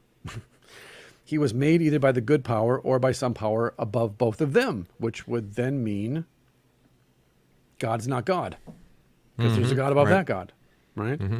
Again, Tiamat, the old God, the chaos God, Marduk, the new God, right? This reminds me of the Egyptian pantheon, right? Which seems to have, and even the Greek to some degree, is like this infinite regress. Like you keep going, there's a God above that. Well, there's another God above that. It's like right. In the East, it's called turtles all the way down. Oh, there you go. That's right. Yeah. What's creation built on? A turtle. Well, what's that turtle built on? Another turtle. Well, what's that turtle standing on? Turtle. Turtles all the way down. Turtles all the way down. So to put it more simply, to be bad, he must exist and have intelligence and will. But existence, intelligence, and will are in themselves good. Therefore, he must be getting them from the good power, Even to be bad, he must borrow or steal from his opponent. Again, in order to cheat at a game, you first have to know the rules of the game. Mm-hmm. Every child learns this almost immediately when they start playing like games with other children, because the parents are the ones saying, no, no, no, no, share. It's one of the first rules of the game that you learn is you have to share. Right. But then there's other times where your parents say, well, you don't have to share with you if you don't want to, because that's your ice cream. Well, it's like, which is it, Mom? Well, okay, if it's ice cream, you don't share it. But if it's a toy, you do share it. You're learning the rules of the game from your parents. You're that moral compass, right? And that's why some children, if the parents aren't consistent, like my parents weren't consistent, so our morality was like a weather vane. If it's good for us, it's good. And if it's bad for us, it's bad. So basically, you lived your life like a game, except you had all the cheat codes. Right. I mean, that's So you really didn't the reason that you commit crime is because you're trying to figure out what the cheat codes are. Mm-hmm. That's what crime is. Like, I could buy this TV or just steal it and not let anybody know I sold this TV. Well, and to speak of this from a biblical worldview, and also from, like we talked about, from creation, it's like God made us to work and to care for creation, but we want the get rich quick scheme, right? We want the shortcut. And it's like it is possible for you to be extremely blessed in some way, right? Mm-hmm. Or to be illegal in your activity, sure, and get rich quick, right? Or you could work hard, right? Mm-hmm. And you may not actually get rich at all. That's not really up to you. Maybe just work for the sake of working, you know? I'll give you a crass example because I think it breaks this dualism down very simply.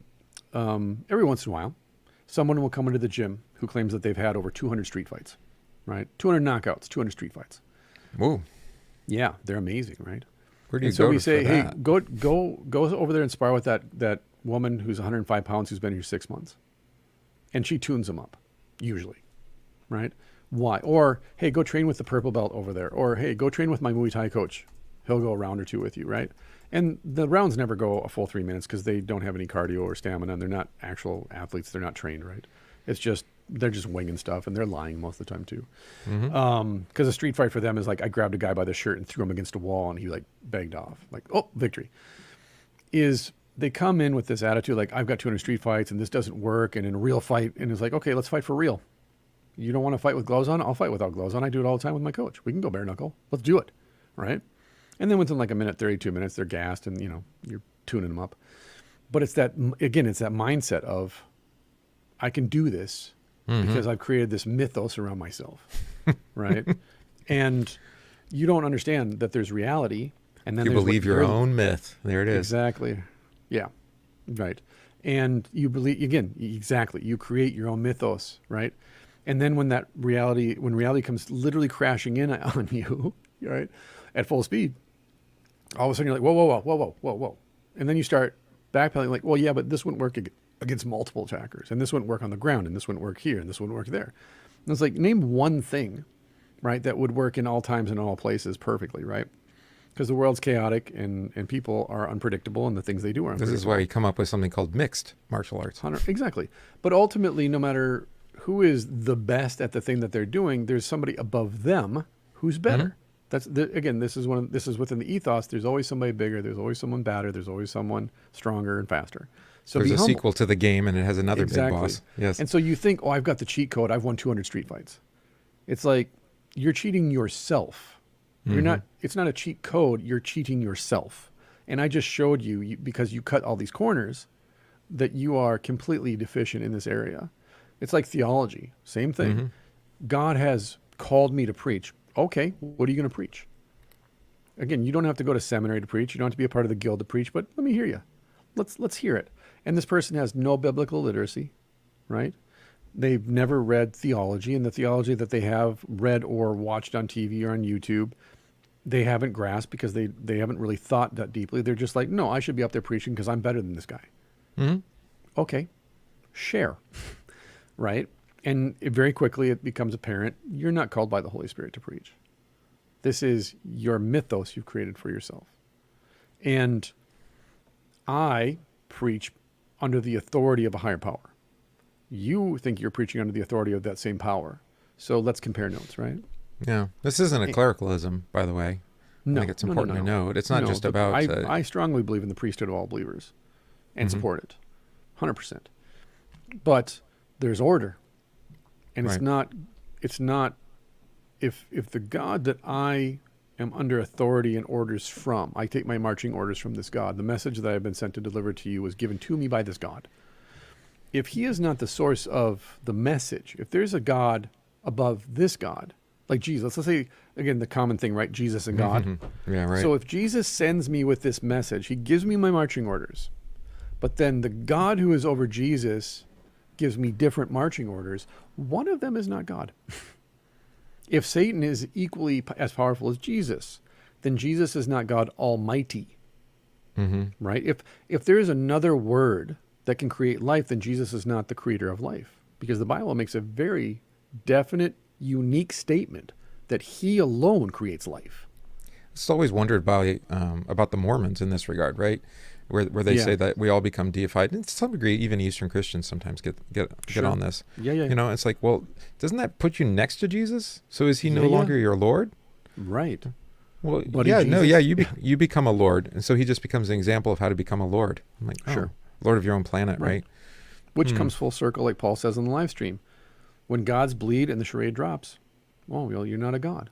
Well, as long as you put it in the far distant future, Yeah, exactly. or outside of your actual Right. experience, 100%. then you can believe whatever you want to believe. Exactly. Well, and you keep it generalized, like what Lewis is doing right here. Unprovable. Yeah. Right. Anybody at this point in his talks could agree with what Lewis is saying, at least on a philosophical level, if not a practical level. He hasn't really said anything, quote unquote, scandalous. He's not claimed any exclusivity for Christianity and Jesus Christ in particular. He's keeping it still. He's still very generous. I think He's the working blood's his way probably in. rising for a lot of people, though. Because now he's into duality, and that dualism is what we depend on. Well, again, the Nazis are evil, and the British right. are good. Well, how can you prove that? Well, because they're bombing us. Okay, but what happens in 1944 and 45 when they start bombing Berlin and Nuremberg and Erfurt? And, well, no, but they deserve it because they bombed us first.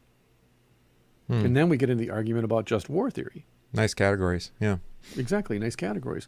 Or we could just do what Luther says and acknowledge that we're all evil and that this is a sin, but that this is what God works with to punish evil. And at the end of the fight, we're going to all repent. It was the same conversation happening internally, as far as we know, in regards to the bombing of Kurosawa and Nagasaki. Yeah, Hiroshima. Yeah, Or Hiroshima, excuse me. Kurosawa was the Nagasaki. director, but I get what you're saying. Well, we don't want to bomb him. He was nice. Oh, he's the I best. like his films. Yeah. There you go. Sorry, Japanese names. Two places that have Japanese names. Did you know that Toshiro Mifune was originally supposed to be Mr. Miyagi? Man. I just learned this 2 days ago. Yeah, he was originally, but his English wasn't good enough, so they had to replace him with Pat Morita. Just last night, I was eating fried rice with chopsticks, and I was doing the fly thing, and the Were kids you? didn't know it. Oh, no, no, I'm wrong. Toshiro Mifune was actually considered for the role of Krace, the bad guy, the Cobra Kai teacher. They wanted Mifune Oh, to that be would the have been Cobra better. Kai guy, That's even better. but his English wasn't good enough. I'm like, dude, Krace only says like sweep the leg, no mercy. Like we could have pulled it off. But imagine if it was Pat Morita and Toshiro Mifune as the bad guy in The Karate Kid. Oh, that would have been the best. Then we wouldn't have to disavow the sequels. Yeah. Exactly. Anywho, so let's wrap it up with this one. We're almost done. We're almost there. So are we like right at the bottom? Oh, we were We right got at like the two bottom. Okay. paragraphs. Blast through it. Okay. So, put simply, to be bad, he must exist and have intelligence and will, but existence, intelligence, and will are in themselves good. So therefore, like, do you now begin to see why Christianity has always said that the devil is a fallen angel? That is not a mere story for the children. It is a real recognition of the fact that evil is a parasite, not an original thing. The powers which enable evil to carry on are powers given it by goodness. All the things which enable a bad man to be effectively bad are in themselves good things. Resolution, cleverness, good looks, existence itself. That's why dualism in the strict sense will not work. Evil's not an equal power to good. Exactly. Yeah. But I freely admit that real Christianity, as distinct from Christianity and watered down Christianity, goes much nearer to dualism than people think, which is why it's so easy to read about Cain and Abel, for example, and say one's good, one's bad. One of the things that surprised me when I first read the New Testament seriously was that it talked so much about a dark power in the universe, a mighty evil spirit who was held to be the power behind death and disease and sin. The difference is that Christianity thinks this dark power was created by God. and was good when he was created and went wrong.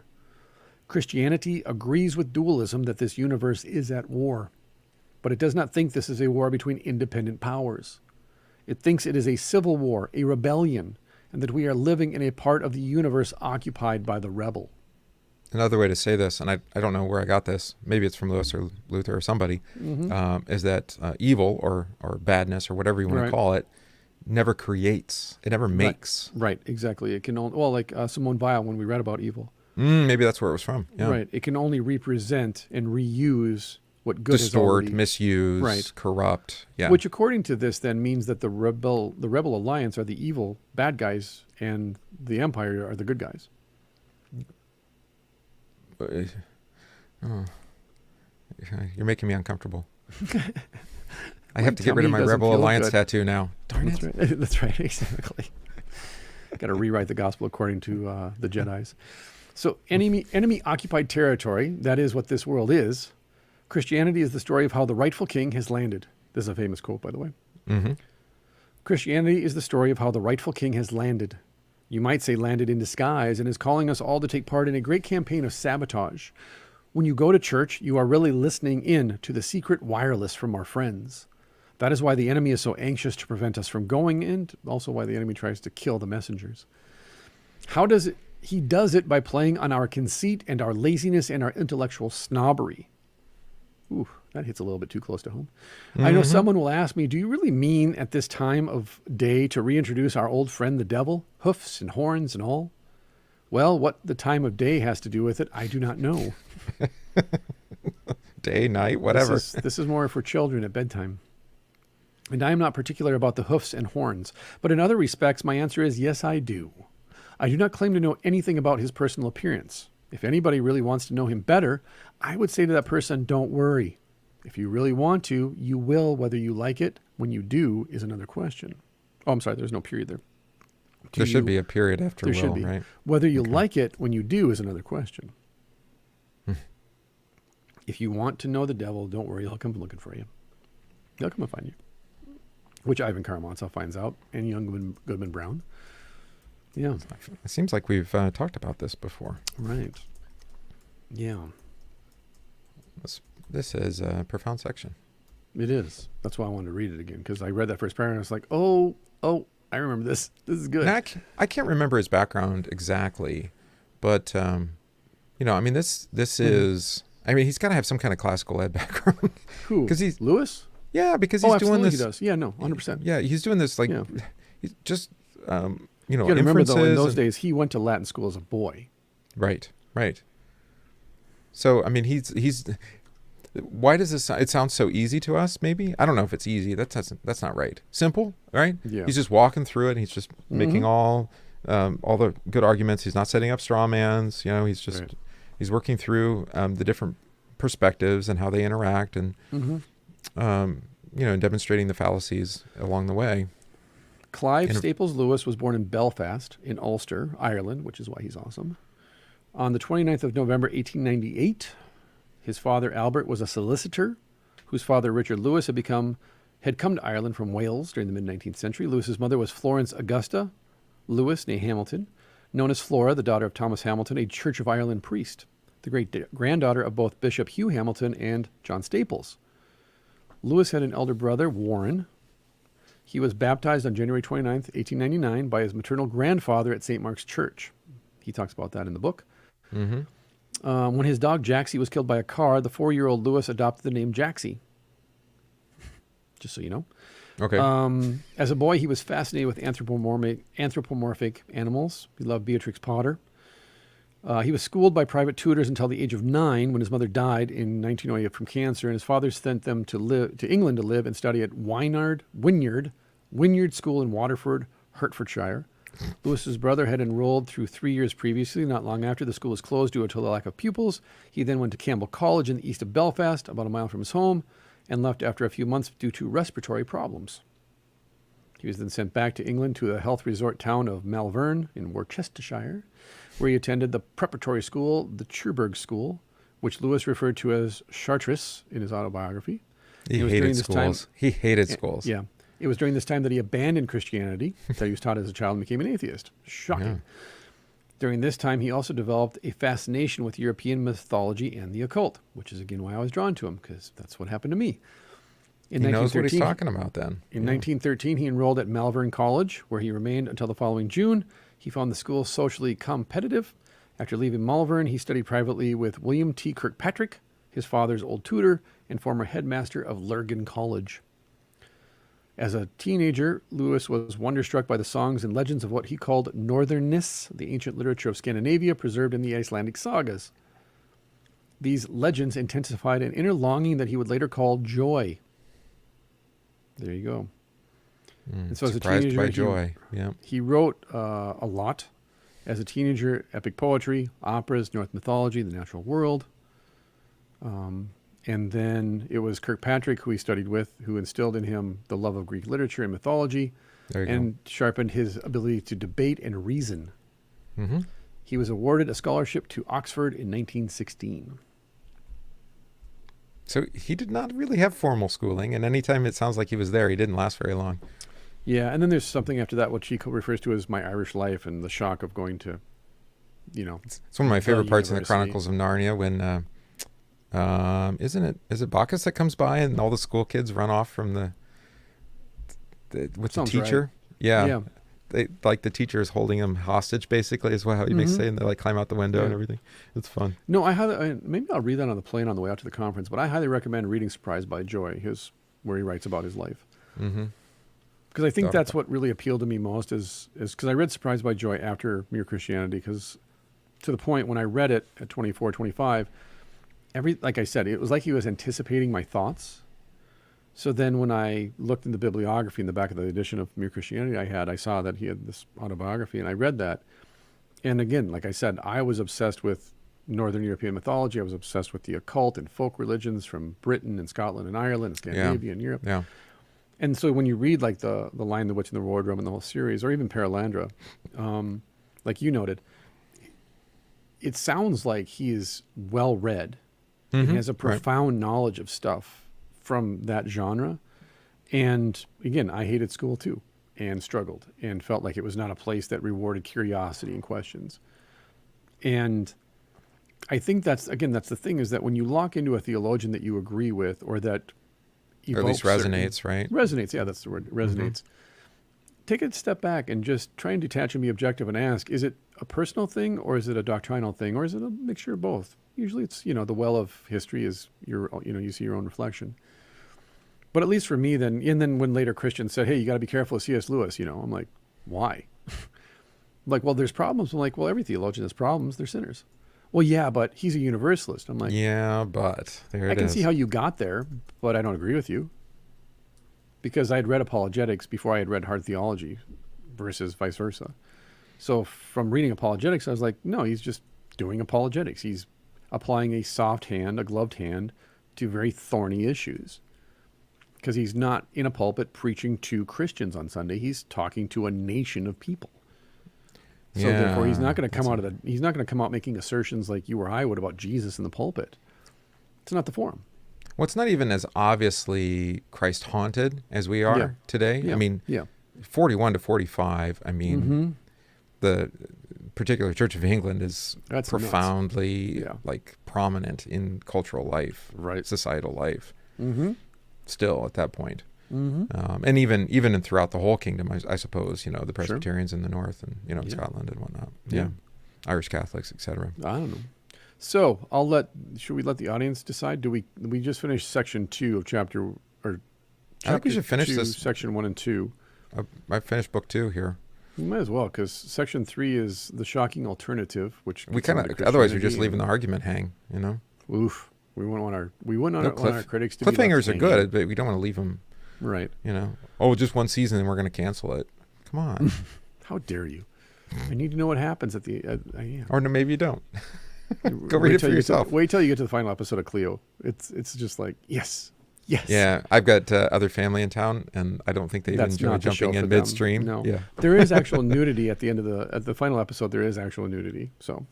Okay. It's brief, but there is some. So just so you're aware. Chad says, please finish it. Please finish it. Yes, 100%. No, to me personally, and this is me selfishly, is I just like reading Lewis because, like we've noted, it's so easy to just talk. It's so easy he's to being read and conversational. talk. Yes, exactly. And I think it's hard to know for sure, or maybe he does say it somewhere, but this is the role of radio at this time. Mm-hmm. Sure. Is that you would have these kinds of addresses, Right. and then it wasn't meant to be like news is today, right? Where they say, here's what you're supposed to think. Mm-hmm. It's more like, here's what I'm going to say to help you think, right? Yeah. Now go think about, go talk amongst yourselves. Maybe you're Right. not thinking about what's happening around you. Which and, is, in my opinion, what a good podcast does. Yeah, true. I mean, Yeah. we're all radio hosts. That's what a podcast is. I suppose. I mean, I've started deleting podcasts that only, just provide no practical benefit ultimately, Exactly. They come out of the gates and you're like, ooh. And then after a couple episodes, you're like, oh. Well, and I like Okay. news, and I like news from a different perspective. Sure. Right? But you only need so much. Well, it turns into activism so quickly. Well, And no, it's like, not necessarily. It's passive activism, which isn't even active Sure. at all. I mean, I Right. don't know what else to call it. Sure. It's like, well, you need to be concerned about these things, but Why? but you need, we remember back during the Q days, right? Yeah. You need, but trust the plan. Things are happening, And Right. you're like, okay, by who and for what purpose? Because they're not saying anything, and Right. 2 years later they still haven't done anything. So Right. what are you talking about? Mm-hmm. It sounds like you're actually trying to hold me captive to my fear and not actually Yeah. say, hey, how about you go run for the school board, or how about you, volunteer at your church, or Right. how about you Yeah, just go home and take care of your family, Yeah. Turn off your phone, get off social media, go greet your neighbor, be of service. Again, it's be You of might service. actually make a little difference, but a little difference is better than what you were doing. Well, but then again, you're creating a duality that there's greater and lesser service versus just service. Be of service. I said you to might make a somebody's difference. I said you might make a difference. I held the Right. door for somebody yesterday, and she was so grateful for me to hold the door for her. I was like, and you could tell by the enthusiasm of her response that didn't happen to her very often. That was so unexpected. Yeah. And so I just held it. I didn't say anything. I just held it. And she's like, oh, thank you so much. I'm like, hey, you're welcome. Have a good day. She's like, you have a good day too. And you could tell that woman had just not had an interaction with somebody that day, at the very least, of just like, here, let me do this for you. It Like a costs me genuine. nothing. Yeah, just like, hey, man, I genuinely want, again, I leave my house usually ready to fight. And then when I go through the door, I go, okay, be the opposite of the person you want to be right now. Be nice, be of service, be polite, be grateful, be of service. So it's like, hey, how you doing? How's your day going? So I'm like, hey, sorry to hear that, man. What's up? And they'll let you know. You mean live in faith and love? Yeah. Yeah. Yeah. Right. Force yourself to act contrary to what your nature tells you to do, which is to be blunt and rude and prepare to grab this guy by the hair and slam his head down and demand that he do what you want. Or is that just me? Yeah. Is that just me that does that? Maybe sometimes. Yeah, But the point is, be of service. It's very simple. Be of service. Hold the Right. door. Right, Carry my the point was the groceries. Lord will bless it in some way, right? Right. Maybe you'll see 100%. it, maybe you won't. Yeah. Well, who cares if you see it? That's being of service means. Actually, if you see it, you might actually become proud of yourself. So Exactly. So Yeah. don't worry about it. Just don't worry about it. right. Again, catch the touchdown, roll into the end zone, hand it to the referee, and go sit down. You did your job. I was job. watching football last night. That's funny. Exactly. You said not to watch football. There we go. The So- quarterback runs in and he's going to spike the ball, but he was Yep. a little late. And then he's like Yeah. looking around. He's like, whatever. And he just walks Exactly. off. The The ball. moment's gone. The moment's gone. I missed my chance. That's right. So, as always, thank you so much to 1517 for this forum and for the opportunity to have these conversations. Thank you even more, especially to our listeners, because we wouldn't actually be able to do this without you. Yeah. If you like what we do, if you like what 1517 does, please think about supporting the show and the network. And yeah, pretty soon, God willing, we'll see each other in San Diego, California for Here We Still Stand. And come and find us, because I don't have anything going on until Saturday, actually. So I've got 2 whole days where I'm just kind of floating around doing whatever. And I'd love to just sit down and have a cup of coffee with our listeners and just, shoot the bull and chew the fat and just talk with each other like human beings. So Or go 'cause for again, a walk. I sit in my office and talk to Gillespie's face, or just talk to the wall for my Warrior Priest podcast. And when people are like, hey, I listen, I'm like, ugh. Like there's people out there, they're listening, they're They are. engaged. They are. So, and we can talk about conspiracies and sci-fi and fantasy and music and stuff like Unless that. it's the bots and trolls downloading the show. Well, there is that. And if you are a bot or a troll, I'd like to talk to you too at the conference. So, You need to become incarnate, but okay. hey, we're there, man. We're there. So, thanks everybody. We'll talk to you soon. Peace.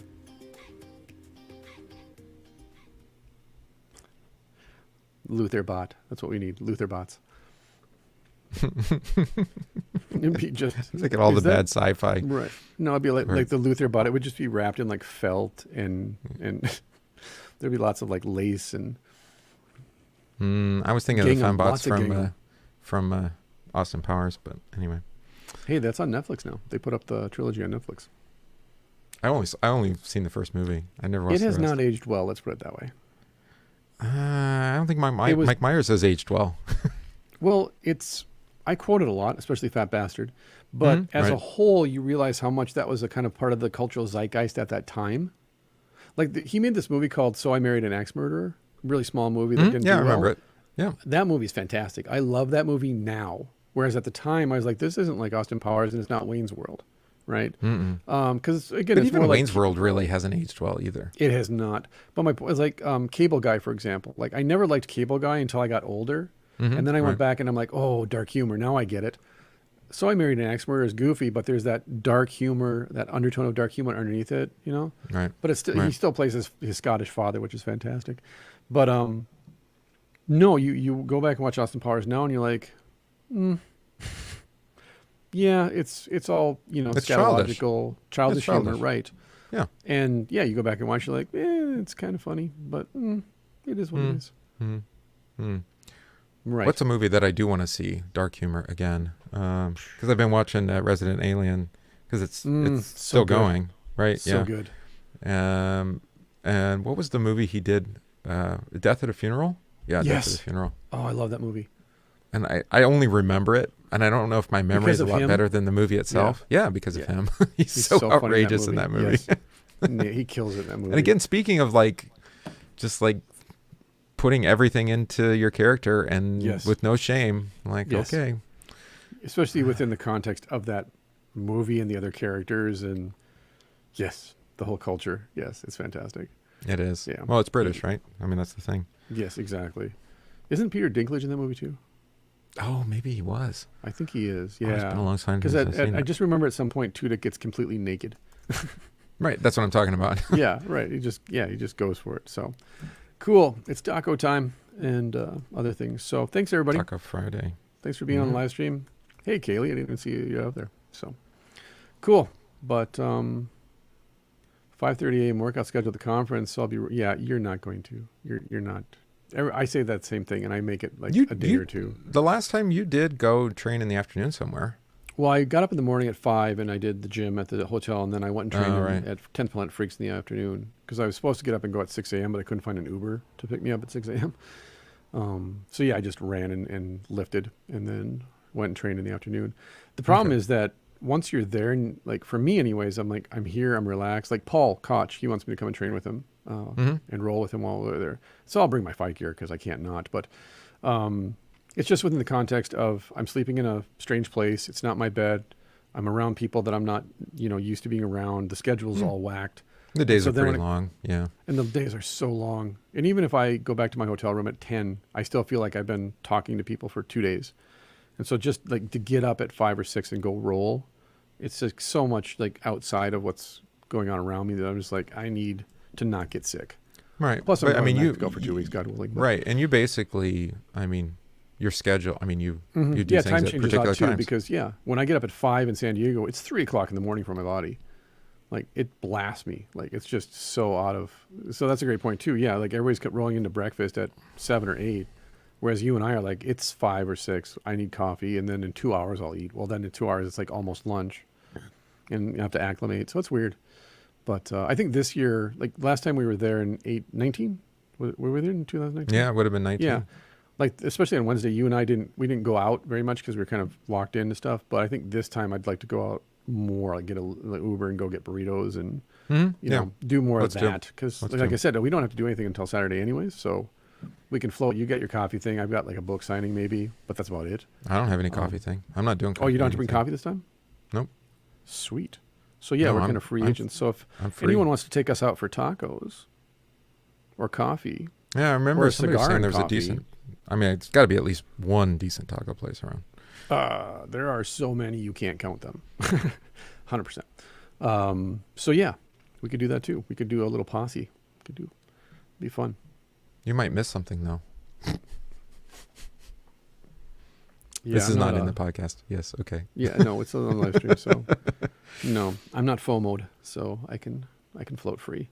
So authentic tacos. Well, technically, any Mexican who makes a taco is authentically making tacos, Melody.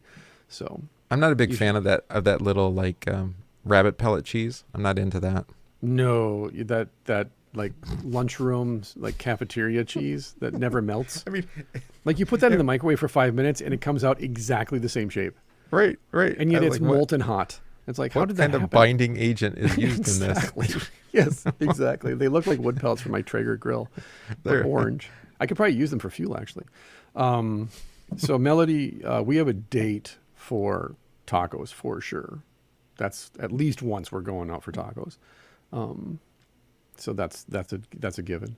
Okay. But yeah, we'd definitely go for tacos. They got again. There's a couple restaurants that serve really giant burritos that are like the size of your forearm. They're so good. You mean the single meal, 24-hour meal? Yeah, but there's birria. If you've never had birria, it's so good. Yeah, Mexicans that make sushi, that's authentically Mexican food because they're Mexicans and they're making sushi. So that's Mexican. That's how this works. It's a dichotomy. I saw an article about racism killing Tex-Mex. I should have shared it. Now that we're talking Other than about the chimichanga, Tex-Mex can die. It's okay. I'm okay with fine. Tex-Mex dying. I'm not a fan of fajitas. Like I love a good chimichanga though. I can't lie. Like a deep fried burrito. What I mean, it's a deep fried burrito. So you'll love this. You'll love this. So we grew up with the fajitas, right? Yeah. No, not really. So we had my cousins over. This is all Indiana, right? No Mexicans anywhere. And at that time, now it's full of it, right? Yeah. Right? Because of factory work and whatnot. So we had my cousins over, and we put the tortillas out, and they're like, "What's this? What is this paper?" Right? It was really funny. So here's what a fajita was. Yeah. So it was grilled chicken, like skillet grilled, right? Yeah. Yeah. Mixed with kind of grilled onions and green peppers. Maybe. Yeah. Yeah. And then drizzled or saturated with, because the recipe came off the box, ranch, Thousand Island, which is it? Blue cheese? Velveeta. Oh. So imagine like the ingredients for a fajita, but then fondue just cheese, soaked in government cheese. Yeah. Oh, cheese food. Legally, they can no longer call it cheese. They have to call it cheese food. It had dairy in it at some point, I'm sure. Yeah, exactly. At some point in this process, it was actually cheese, but now it's not. Yeah, any cheese you can drop on the floor and it bounces 2 feet off the floor might not be actual cheese. Well, there's Chad saying the same thing. Yeah, I mean, there's quite a few more Mexicans in. Well, it's the same thing Indiana. around here, like Austin, Minnesota, where the Hormel plant is. Like we have all these Mexican transplants. So you can get great Mexican food here. Yeah. He's saying he's having a hard time. Oh, you can get great tacos. Yeah. Right. Okay. Exactly. Plastic cheese. Exactly. That's right. Plastic cheese. Good. They even wrap it in plastic. You don't even have to take it off. It still tastes like plastic. Exactly. So yeah, no, that'll be fun. I think this time I'm going to be much like the last couple conferences. I was really focused on work because I was jumping around to a lot of things, and then this time I'm going to be super focused on just hanging out with people that listen to the podcast and just chilling, and just kind of letting. That's why I'm there. By. Yeah. So yeah, so don't think, hey, I don't want to take up your time, because no, you're not taking up my time. You're occupying my attention, which is what I want. So we can give back a little. Right. And if I'm bored, I'll just get up and walk away. This is also true. Exactly. You'll just shut up. You'll pull out your phone and start doing something. You know me well. That's good. Yeah. Yep. I got a thing. I got a thing on my phone. I got to go do a thing. Yeah. No, you don't even say it. You just do it. Yeah, I do. That's true. Okay. Yeah. Knock it off. We should end this now. Yeah. All right, brother. We'll see you. Bye. See you, everybody. Bye.